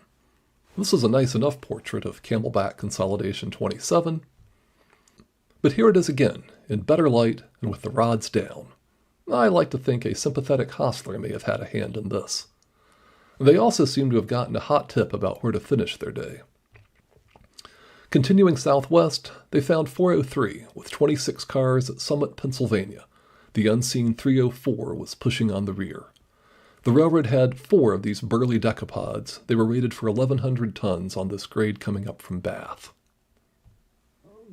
Don's tally for the day was 12 photographs, 10 action shots, and 2 engine portraits on 4 different railroads. He photographed 7 trains and 8 locomotives of 8 different classes. And what I want to point out about this day is not anything special about it, but rather how utterly typical it was. For Donald W. Furler in 1946, March 16th was a slightly above average day of railroad photography. A good day, but easily within what he could expect. He kept up this prodigious pace all year, and I'm going to keep running through more of his 1946 photographs, including this far more spectacular view of Lehigh, New England 403, while I conclude my remarks. I took the time to show you all of those photographs from that single day because I wanted you to see what a day of train watching looked like back then. I wanted you to see a day through Don's eyes. When I started working on his collection, I have to admit that I harbored a certain bias against photographers like Don Furler, the ones who essentially hung up their cameras with the end of steam. I grew up entirely in the diesel era. While I always thrilled at seeing steam engines, the diesel-powered railroad has been my everyday experience. The diesel-powered railroad is the railroad I came to love, and even in its growing homogeneity, it's the railroad that I still try to find interesting ways to portray in my own photography. Even without steam locomotives, the diesel-powered railroads of Don Furler's middle age offered far more variety and visual interest than most of today's railroads. Some of my first photographic heroes were Phil Hastings, Parker Lamb, Jim Shaughnessy, and Richard Steinheimer. They'd all been there for the end of steam, and then they learned to embrace the world of the diesel so they could continue to make interesting photographs. If they could do it, I had to wonder, why didn't Don Furler? When I've been able to overcome a bias in my life, it's usually started from a place of empathy, from looking at a situation from someone else's perspective, from walking the proverbial mile in their shoes. I can't go back to 1946 and walk the tracks with Don Furler, much as I wish I could. His collection arrived at the center when we were short-staffed. We were a much smaller organization then, so until we were able to hire a new intern, I processed the first couple thousand Furler negatives myself. That turned out to be something like taking a virtual walk with Don. And along the way, I encountered one steam locomotive after another, in one perfect action shot after another. And what gradually sank in a way that it had never really sunk in for me before, was how these living machines had once been the everyday fabric of railroading, part of the everyday fabric of life itself. When you love something, and you get to experience it every day, what a profound sense of loss you must feel when it's gone. As I held these negatives up to the light, in the quiet, early morning hours at our office, before the phone started ringing and anyone else was there, I made my peace with Don Furler, with all the photographers who hung up their cameras after the diesels came. Don's photographs put me in their shoes, or at least as close as I could come from the 21st century. I stopped blaming them for what they didn't shoot. Now I celebrate them for what they did, and the chance to see a little of the world as they saw it, through their eyes. Donald W. Furler photographed what he loved, without pretense or excuses. He used the best equipment he could get, and he put it to use as much as possible. He didn't wait until the last days. He caught the zenith. He took good care of his work, and he left behind good records. All of us who pursue photography should strive for as much. Many of his individual photographs are exceptional. Their collective impact is even greater. They speak of the locomotives and railroads of a particular time and place. They hold stories of the Northeast, of the United States, and even of the human experience. They are photographs that can answer a modeler's questions about a locomotive's particular details, and they are photographs that can tell us something about where we came from and how we got here. It is our great privilege at the Center for Railroad Photography and Art to care for the Donald W. Furler collection. I'm so grateful for the chance to work with these images, and it's a privilege to share them with you. Our Furler book is available on our website, railphoto-art.org. You can also join us there if you're so inclined. Annual membership is $50, supports our work, and includes 4 issues of our journal, Railroad Heritage. You can also follow us on most social media platforms at railphotoart, including on YouTube, where we post recordings of our monthly online presentations. Thank you again for the chance to share Don's work with you. I'll be happy to take any questions.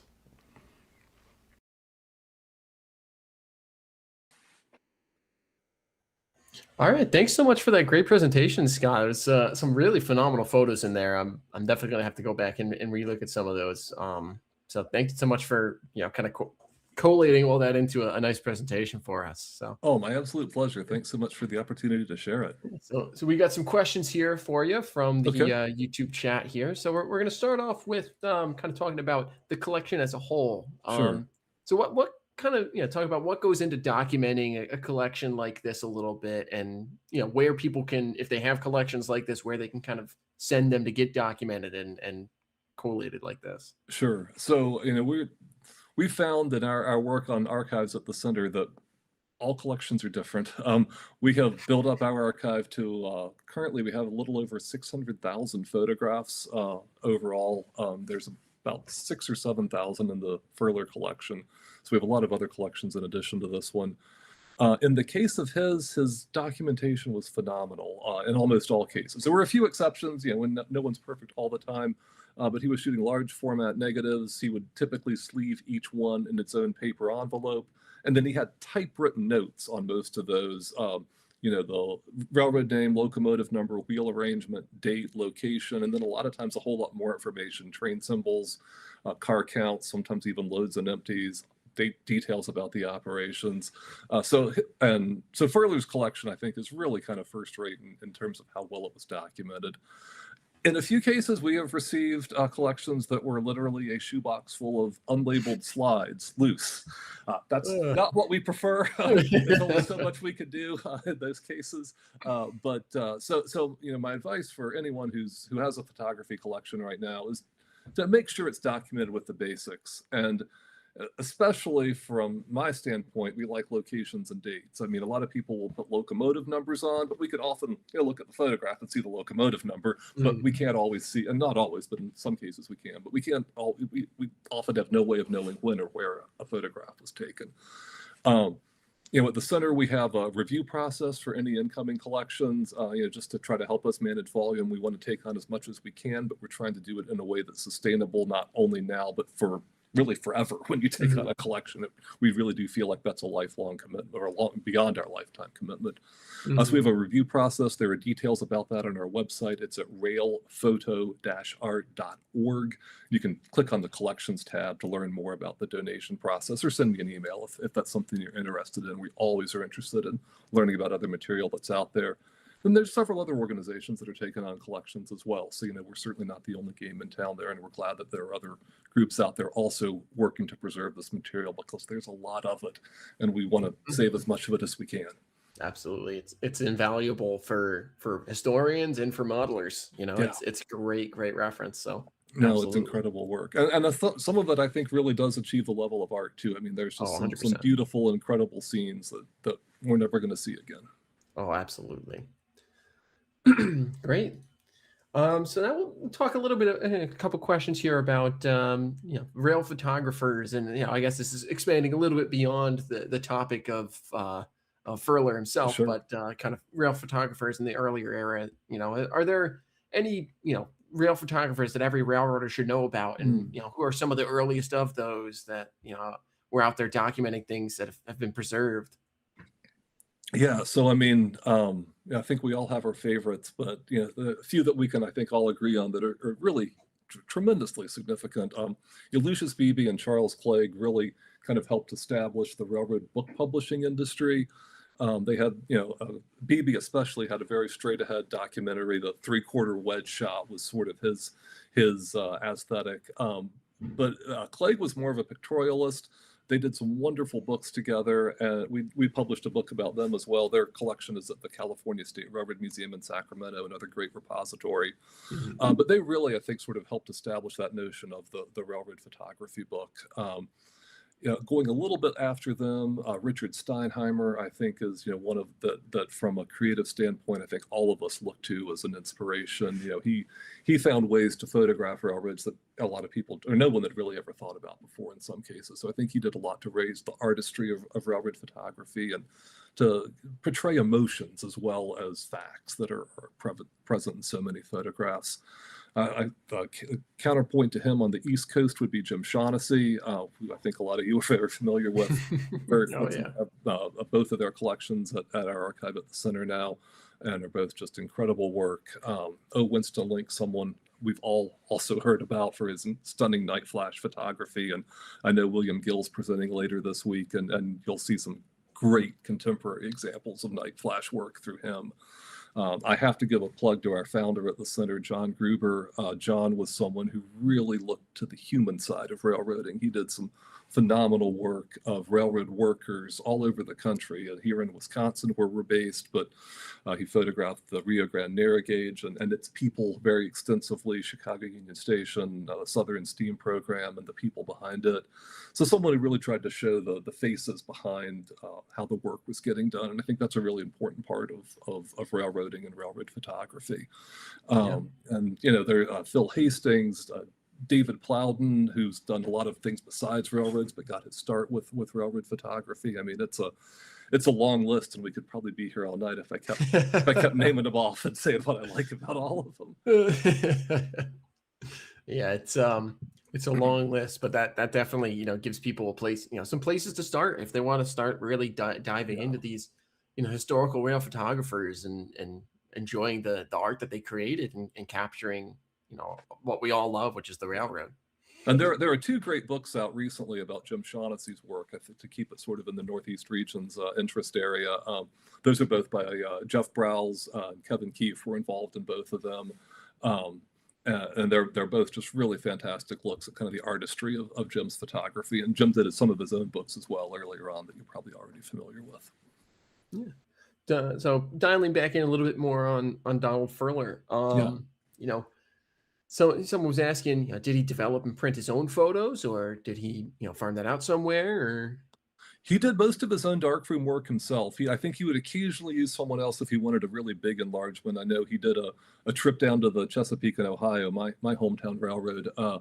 I think 41, right before World War II, and he got some great shots of. This was before they had their Allegheny locomotives. They had the 2882s were the biggest power they were running at the time on the Allegheny grade, and he got some great shots of a train climbing the grade with those, and he had one of them printed, I think, at 16 by 20 or 20 by 24, and it hung over his fireplace for years. And so I think he had that printed elsewhere, but for the most part he did his own darkroom work. He had a darkroom in his home. He developed everything, developed his negatives himself, did most of his printing himself. He loved those big negatives because he wanted the detail. He wanted to make contact prints, so taking a 5x7 negative and making a 5x7 contact print out of that, because he felt like without putting it through an enlarger, it preserved more of the detail. He did enlarge his work as well, but he really liked those big contact prints that had a lot of detail in them. we have some letters that his son Alan shared with us that he sent to the editors of Trains magazine. This was when Al Kalmbach was the editor there, and Lynn Westcott, and there's some great dialogue back and forth between them about Furler's work. And he was always saying, you know, if there's anything they wanted for the magazine that they thought could be printed better, just to let him know, and he'd make a new print to their specifications. Fantastic. Yeah. So kind of, you know, sort of wrap us up. Someone was asking how many pictures from the slides are in the book. Oh boy, that's a good question. I didn't count. There are, and I did pull in a lot more New England materials. There are a few New England photographs in the book, but I pulled in a lot more specifically for this presentation. So I can't give you an exact number. I would say there's several dozen photographs from the presentation are in the book, but you know, probably twice as many more that are in the book but not in the presentation, and vice versa. So you'll see some in the book, but you'll see a lot of things you haven't seen if you buy the book. So watch the presentation again and buy the book. That's the best advice. Do both. Yeah, exactly. Awesome. Well, thank you so much, Scott, for coming in. You got any kind of parting words about either Center for Railroad Photography and Art or Donald Furler, or both? Well, I think Furler set a great example to all of us as photographers who went out and he shot what he loved. He documented it really well. He preserved it really well. That's all absolutely key to helping ensure that this work lives on and that other people can see and enjoy it and learn from it. I think that's absolutely key. We have a lot of other great collections at the center. We are always happy to help people with image requests and image searches. Send us an email. We'll get it to our reference archivist. If you know what you're looking for, we can get it to you right away. If you want us to dig, we can try to help with that stuff as well. We have our own Zoom series on YouTube. If you're like my presentation, we have a lot more like it on our YouTube channel. That's youtube.com/railphotoart, all one word. We're always eager to talk about trains and railroad photography and art. We have some great paintings in our collections as well. So look us up, follow us on social media, and thanks again so much for the chance to present tonight. Yeah. Thanks for sharing, Scott. Really phenomenal work. So we're going to go to a quick break here, and then we'll come back with the drawing for our giveaways tonight. So stick around for those.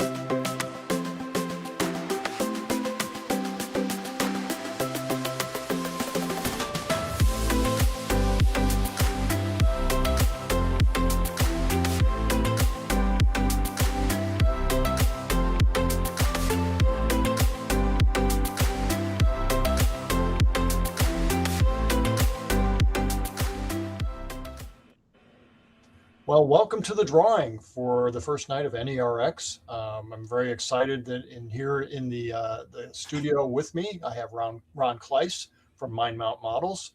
Hello, Eric Fisk was going to join us from Tony's Trains, and he isn't here yet, so we'll see if he does join before the drawing is over. What I have is we do have a wheel with all of the entries that were made. A number represents an entry in the spreadsheet that I provided to Ron. Ron, I believe you have it. You should have it. I do. Okay. So what we're going to do is we're going to spin the wheel. We're going to kind of alternate between Mind Mount Models and Tony's Trains. But before we get to that, I just have to say that, I have a couple of Ron's kits. I still haven't built them yet because I'm still working on trying to get trains running in my layout first. But I'm looking forward to building them. And Ron, I want to give you a chance to talk a little bit about Mind Mount Models. What do you have coming down the pike, if you want to share any information about that? And I'll turn it over to you. We've been working on like a Main Street series of different buildings and structures. We just released the Novikov Travel Kit and Glenn's Greasy Spoon. They're going well. I have a couple more kits definitely already drawn up, and I just have to finalize the the display models, the dioramas and everything that I always build. Yep. We do have some O scale. Actually, the next kit coming out is going to be available in HO, S, and O scale. I've had so many requests, and I'm going to be bumping a few more kits up to S and O scale previous kits, because we're going to be at the Harrisburg O scale narrow gauge in June. And then we are also going to be at the NMRA National down in Chattanooga, so pretty excited about that. They're the next two shows that we'll be at, so stop on by and say hi and check out our stuff. Always coming up with new 3D details and accessory details, laser cut products and everything. That's always expanding because I end up designing a lot of this stuff for kids to fill out the scenes and everything. Yeah. And then I'll turn around and also sell them as separate detail parts and stuff too. So that's a nice fun thing to do. They're very popular too. All the little stuff. A lot of people sometimes they don't want a big kit, or even some of our smaller kits and stuff like that, but they love to get the details and stuff. So yeah, it's going. Well, I'm looking forward to seeing you down in Chattanooga. But if people can't make it to Chattanooga, where can they find you? On mymountmodels.com. We're open 24/7. You won't see me there 24/7, but the website is always up and running. You can find me on Facebook. Our community, our page is growing like crazy. And we have YouTube videos, TikTok videos, Instagram videos, and posts and little how-tos and the hey Rons. I'm going to meets and everything. I even went to a family function yesterday, and they're like, I'm seeing you all over my feeds, and what's this hey Ron thing? So I said, just sit back and enjoy it. If you got a question, ask me a question. But yeah, actually, if anybody ever sees me out in the wild, and get your camera and say hey Ron, and you record it, I'll definitely post it up and maybe get you a little special deal at mymountmodels.com, because I'd love when people just come up and say that, and I want them to ask random questions. Don't tell me what's happened, and I told my wife when I first started that thing, she came up with the whole idea. I said, don't tell me when it's happening, don't tell me the questions. I just want to be off the cuff and surprised. That's why I usually look like I'm having a heart attack when you see this. Those are fun little segments. They're fun little segments. Yeah. Well, should we dive into the first? What I'm going to do is I'm going to spin the wheel here, and whatever number it lands on, just look up that number on your spreadsheet and say who the name is. And then what I'll do is I'll spin it again for Tony's Trains, and then we'll come back to you, and then Tony's Trains once again. Sounds good. Let's go. Right, so let's give it a spin. Away we go. Round and round she goes, Bob Barker. Where she stops, nobody knows. 77. We're scrolling down. Mark Lewoski. Congratulations. Okay. And you have his email address, and I assume you'll be reaching out to Mark? Absolutely. Yep. Okay. So we'll remove that choice from the wheel, and we'll give it another spin for Tony's. Now, Tony's Trains, probably most of my model railroad friends have purchased things from Tony's Trains over the years. A lot of DCC components. I know for my layout, I have the PSXX and PSXX-AR circuits, and I'm still amazed at how they function, and it's just fun to see my return loop, the turnout automatically throw in either direction when it goes through it, and really outstanding products. So you can find them on tonystrains.com, and I'm really happy that they've a sponsor again this year. They were a sponsor last year as well, and glad to have them. So let's see who wins this first spin. Yeah, Tony's Trains are great. Yeah, they're great products. I got the PSX reversers too. Good stuff. Number 52 is, of all people, Paul Stamp. Hey! Congrats to Paul. He's gonna go shopping at Tony's. So let me remove that because we don't want Paul winning again. All right, so I'm going to give it a spin for you, Ron.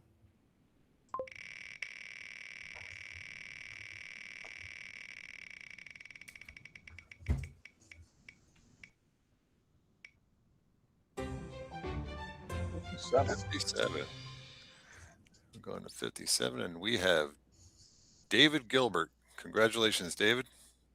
I got your email, and I'll get that gift certificate code out to you probably tomorrow. Very good. All right, and our final spin for Tony's Train.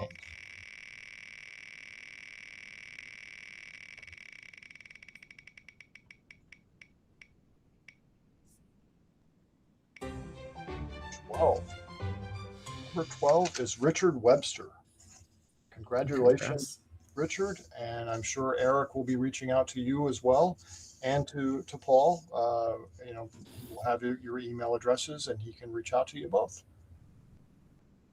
So congratulations to everyone who won tonight. Just a reminder for folks, if you entered tonight, that does not mean you are automatically entered for the rest of the nights. Make sure you tune in every night and enter to win the prizes. We got lots more sponsors to go for the rest of the week. So congratulations to those who won tonight, and for everyone else, wishing you luck the next few nights. So we'll go ahead and get ready for our final layout tour of the night. Our final layout tour is Stick Hair's Boston and Albany Central Division. The Boston and Albany Central Division is an HO gauge model railroad depicting railroading in central Massachusetts through the era of transition from steam to diesel locomotives. It's approximately 12 by 12 feet in size, plus an additional staging yard. Three railroads, the B&A, the B&M, and the New Haven, operate both freight and passenger trains over shared trackage. Track work and scenery are nearly complete, and a number of structures, many stretch built, are in place. Despite the layout's modest size, during operation sessions, 4 operators, a towerman, and a dispatcher can be kept quite busy. And this is a layout I've had a lot of fun operating on myself. So go ahead and roll the tape, Speed. Welcome to the Boston and Albany Central Division Railroad. It's my pleasure to present the railroad and give you folks a tour. My name is Richard Hehir. I'm a member of the NMRA Central Division,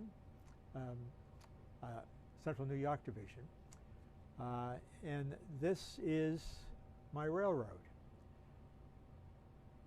I long had an interest in model railroading, and as I approached retirement years, I decided it was time to build a railroad. Went through of looking at a lot of different railroad designs. I finally was attracted to an article that was in Model Railroader in June of 2007. This was a design that was made by Jerry Boudreau. It was a second place finisher in their contest, the Red Rock Northern. And what I was attracted to it is that this was always going to be a room size layout. And this sort of fit the space well. It was a loop that goes around 2 times. I could have two towns. this is totally fictitious. It is, I have centered it not in any area that has red rocks, but in central Massachusetts. I'm originally from Worcester, Massachusetts, and this gave me a chance to model both the Boston and Albany coming east to west. In Worcester, the New Haven comes up from the south, and the Boston and Maine down from the north. And I could model that area, and I could model those 3 railroads, and I could buy motive power that represented those 3 railroads. And the rest of it's totally fictitious. Among other things, we have 2 towns, and guess what? They share the same turntable. That was part of Mr. Boudreau's design, and I was intrigued by it. I always liked turntables. And it does mean that the 2 operators here have to share. They're sharing a turntable. Now, I did not initially, I was the prototypic lone wolf, if you were. For years I was a member of the NMRA. I had been to at least part of 2 national conventions going way back. When I was in graduate school in St. Louis, I went to the 1970 convention in St. Louis. Went to one some years ago in Philadelphia. But I was really not active at all in the club. Through this process, I met people here in central New York that had just fabulous layouts that many of you have been to or have seen online. Bill Brown, Drew James, Dave Martini, etc. And it was a great pleasure to be able to meet these people. I was in the process of building this layout. I had no interest in doing operating sessions. I had read some about them, but I had not attended any. Bill Brown invited me to one of their sessions when they were having, in the early days of Ops to Your Drop. And it really opened my eyes, because it has made this is an individual's hobby. It's a lot of time we spend down here by ourselves working on projects. It's pure pleasure for me. But I'll tell you what's equally pleasant is to be able to invite people into my home to come down here. These are people who know this hobby. They say very complimentary things. They say they give me great hints as to how I could improve this, my own layout and my own operating sessions. And it's been a very enjoyable experience. And now I'd like to take you on a little tour of the layout.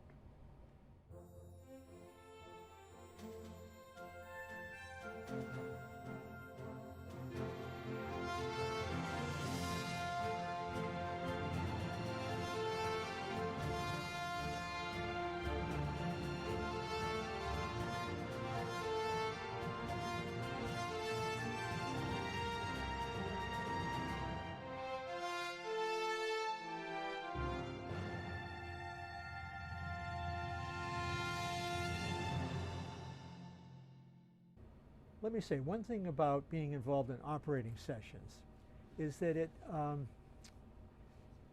shows you great ways that you could improve your layout. I mean, first of all, it's critical that the trains stay on the tracks, etc. But one of the things that became apparent to me is that my operating sessions would be greatly improved if I had a switch tower, if I had somebody designated to be the switch operator controlling all of the mainline switches. I have a somewhat different concept of operating sessions. I can have 4 people operating. 4 people is ideal, and I have 2 people standing on the inside of the layout here, where one of them switches one town and the other switches the other town. And I have two people on the outside here that are running trains over the main line. But it became apparent to me that these poor people working on the inside would also have to be breaking off whatever they were doing and throwing mainline switches. So I came to the idea, and honestly, partially inspired by Drew James's CTC machine, that I could make a low-tech version of a CTC machine. I'm not an engineer, I'm not an electrical engineer. So I came up with this particular plan, and it's added, I think it's greatly improved our operating sessions. So my railroad runs east to west, west to east on the Boston and Albany, which many of you know was part of the New York Central system from 1900 on. Although those of us, of course, in the Boston area didn't want to lose our name Boston and Albany. We didn't want anything to do with it being named New York Central. It goes way back to Babe Ruth, etc., which we won't get into here. But so this is the main line going west to east, east to west. There are two towns. There's Westfield, and there's Mill Creek to the east, Westfield in the west, because I kept forgetting which was west and which was east. Between these is a passing siding, which is called Hamburger siding. We'll see later. And there's really just 10 mainline switches. Two of them, 1 and 10, come out of staging. To throw the switch, you throw it from normal to reverse, N to R, and you press the button, and the switch is thrown. I added here these blinking diodes to remind us that this particular switch is thrown against the main. And I'll tell you, as somebody that operates this layout by himself frequently, that's a great reminder. I'd be running trains through closed switches all the time if it wasn't for this. And that also, by the way, there's also a signal on the inside, so the operators who are doing the switching in the various towns know about this. But I was able to sort of go online, find rotary switches. These particular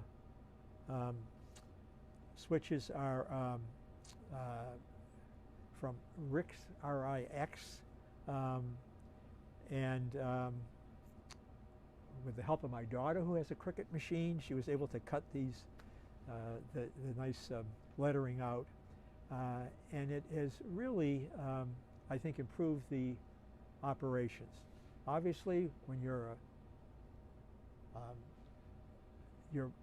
part of a yard crew doing switching on one of these towns, and you want to go out on the main to run around a train or to cross over the main to do some switching, you have to ask the dispatcher for permission. The tower man has to throw those switches for you. But it was an interesting project. I won't tell you how many solder joints are behind here, but it has worked pretty well. Well, we're ready now to take a run over the B&A Central Division. We have a locomotive here, part of the Boston and Albany system, coming out of staging from the west. So it's coming out of the Albany area.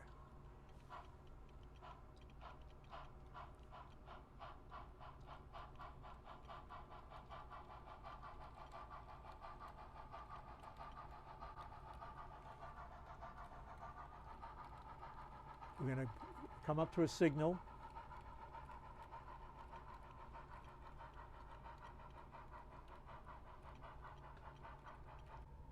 Now, when the dispatcher is ready, he will inform the tower man to throw the switches, align the switches, and that will release the train to proceed in an easterly direction. And the first town it's going to come to is Westfield.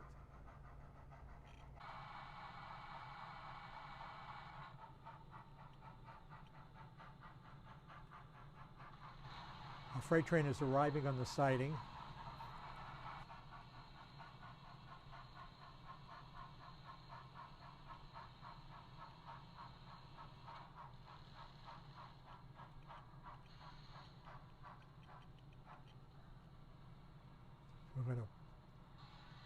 We're going to bring the Boston and Albany 502 out onto the siding.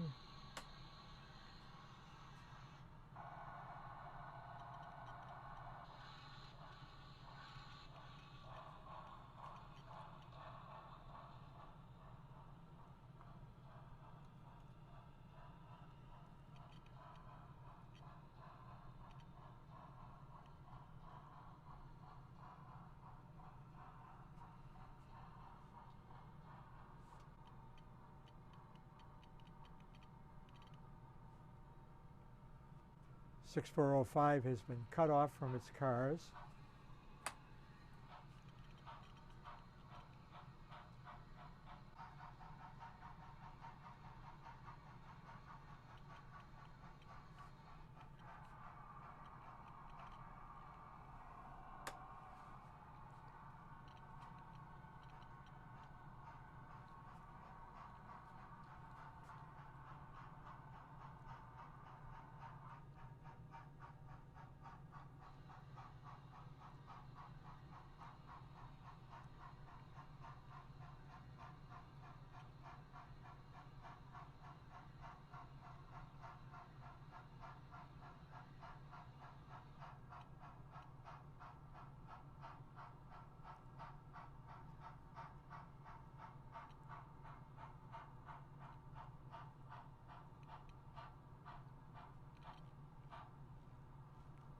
Going to drop its ashes.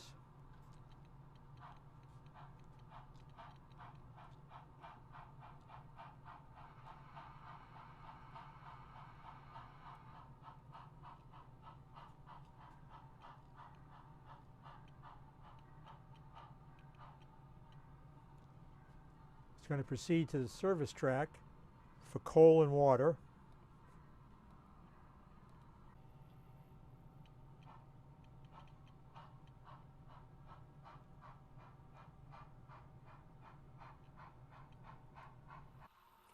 So 6405 is going to be returned to the roundhouse.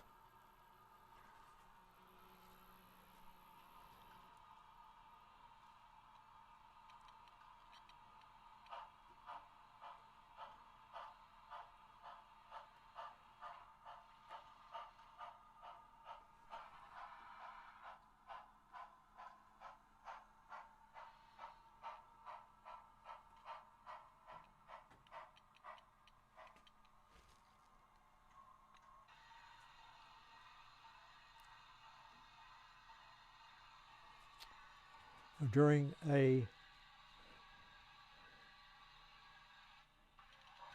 normal operating session here, there's a New Haven switcher that works this yard. It would have picked up some cars that are being dropped off. It would switch out cars to be picked up. The new motive power is backing to pick up its train. Also, during a normal operating session, we would have usually some passenger trains running on the main, so we'd have to be very aware of and trying not to block the main for too long.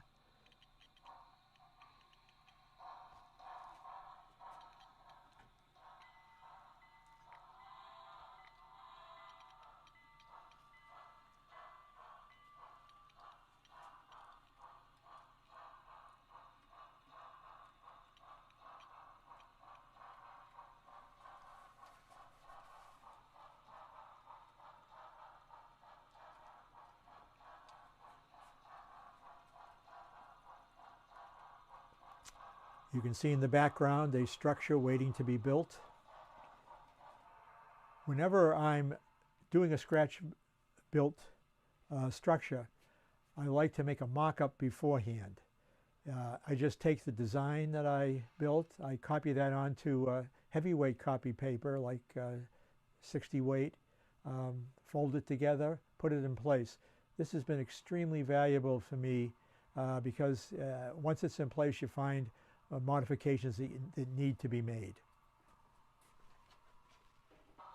Now we are leaving Westfield, going out on the main. Again, in this circumstance, the engineer would have to ask permission to get out on the main. Appropriate switches will have to be thrown. It's entering the tunnel.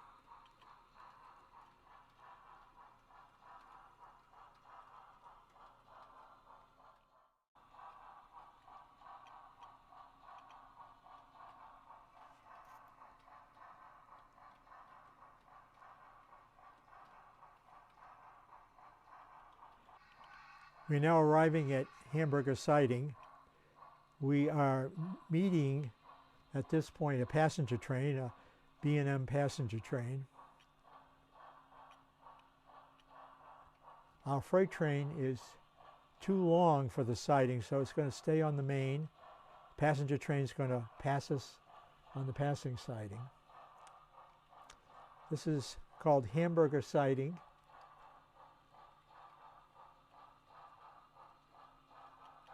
Hamburger Siding got its name because every once in a while one of these cows will wander out onto the tracks and become hamburger.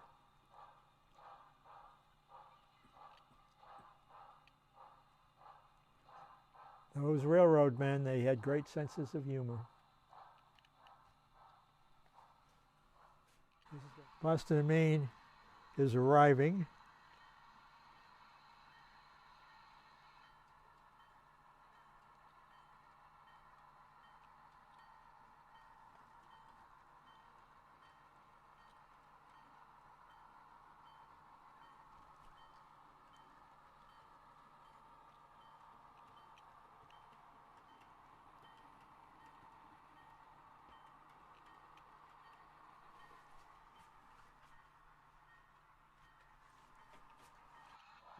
Four East is now leaving Hamburger Siding, proceeding to its next stop, which is the town of Mill Creek.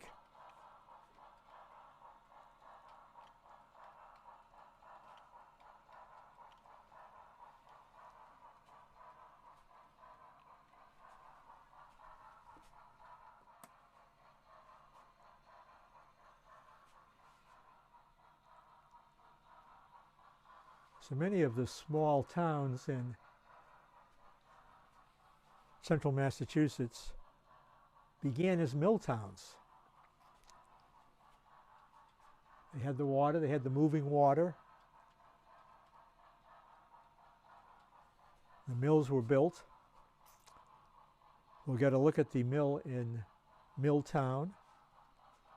By the time the transition era, the era in which I model came about, because those mills were no longer making, were no longer weaving cotton, but had been repurposed for other things. The one that I had modeled my mill on was actually making cardboard. Cardboard needed a lot of water. We are now arriving in Mill Creek. You can see we're passing the mill. There's a creek here. And we're dropping off 3 cars from our freight and picking up 3 cars. The first thing we're going to do is cut off the caboose. Now, as you can plainly see, we're on a grade.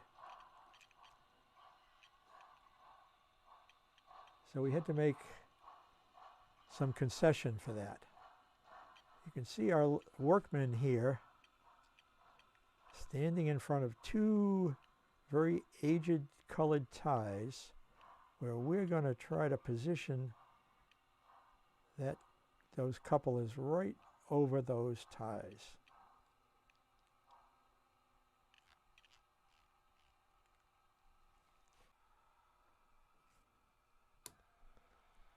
So we have uncoupled the caboose, offset the couplers. We throw a slide switch and a tortoise machine is activated, which is on its side. So the spring wire comes up and is going to hold the caboose in place while the train pulls forward.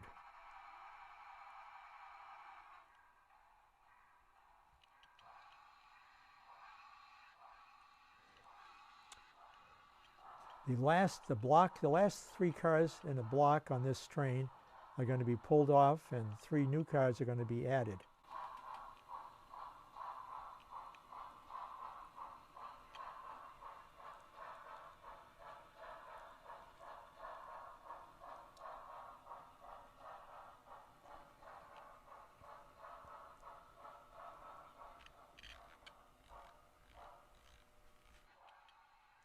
The yard crew has completed its switching job. They've pulled a block of 3 cars off the back of this freight train.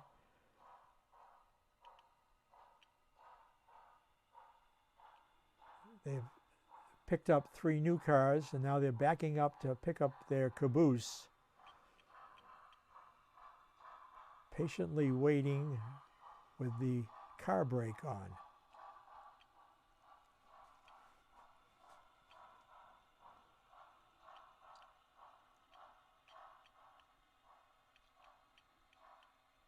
Before I installed these car brakes, see these poor railroad workers? They had to stand in the middle of the track and hold the cars back. We had a visit from OSHA and we had to change everything. The work here completed. 4 East continues in an easterly direction towards Boston. And in model railroading world, that means going into staging. We are now arriving in staging.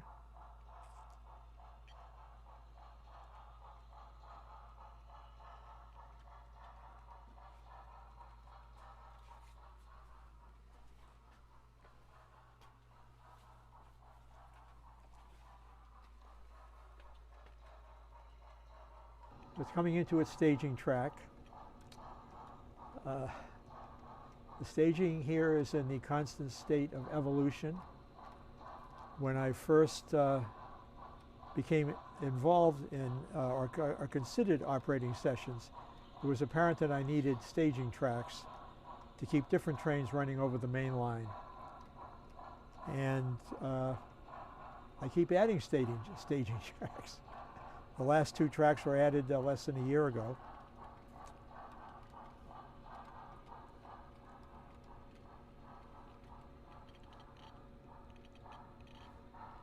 I did make the decision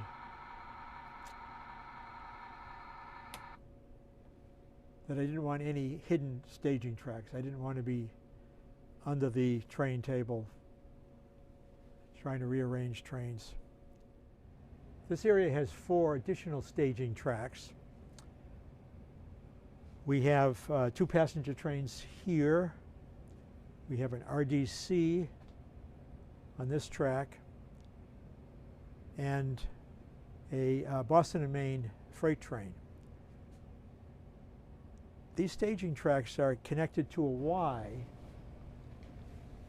and so by positioning these nose end, we're able to back through the Y and come out in either an east or a west direction. I would also point out that one of these tracks really function as one of the tails of the Y too. So for the most part, most of the trains that come into staging, we can turn in staging, reposition in staging for the next session. I've really enjoyed scratch building structures. And the inspirations come from a lot of different areas, sometimes just with a photograph I've seen in a book or in a magazine. This mill is really not based on any one prototype, but a number of mills that exist in southern Worcester County, in towns like Douglas and Uxbridge and Millbrook and I'm sorry, Millbury. This is Millbrook, and I casted the walls, hand carved them. I did take photographs of one of the mills in Douglas, Massachusetts, and use that to determine how I was going to color these stones. In the same town is this very ornate small building that it was the post office. Now it turned out when I looked into it, this was actually the office for the mills. There were 3 mills in this town, and they repurposed it as a post office. And I'd driven by that for years, and finally I said the past year, once I learned that the meeting next year was going to be in Southbridge, which is about 20 miles from here, I said, I'm going to go ahead and build that post office, which is in the village of Manjog in the town of Sutton. This structure, this is the most recent structure added to the layout, is a gas station inspired by some photographs of a gas station that George Celios had made and is on his famous layout. You know, I always, with a small layout, I'm altering things so they fit into the space that's available. Now, with a gas station, and again, you're scratch building something, so you can always try to do something a little more. And when I was building this, I thought, gee, maybe I could do something with the overhead doors and the spring mechanism, etc. And I did this, and it came out pretty good, I thought. And no, they don't work. Now, this particular structure is a cooperage. I saw some pictures online. It's in Townsend, Massachusetts, almost to the New Hampshire border. And I went up last February to get a look at it, took some pictures, and had a lot of fun building it. I was attracted because it cantilevered out over the well, in that case, it was a outlet to a lake, and it was very enjoyable to build.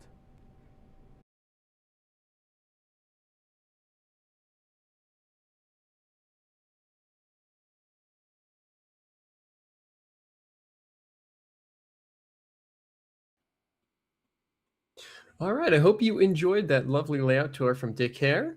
And I hope you enjoyed all of tonight's presentations. I know I had a lot of fun showing you guys everything. And I hope you all have a great rest of your night. And we hope to see you tomorrow night for day 2 of NERx. Hope you enjoyed, and have a good one, folks.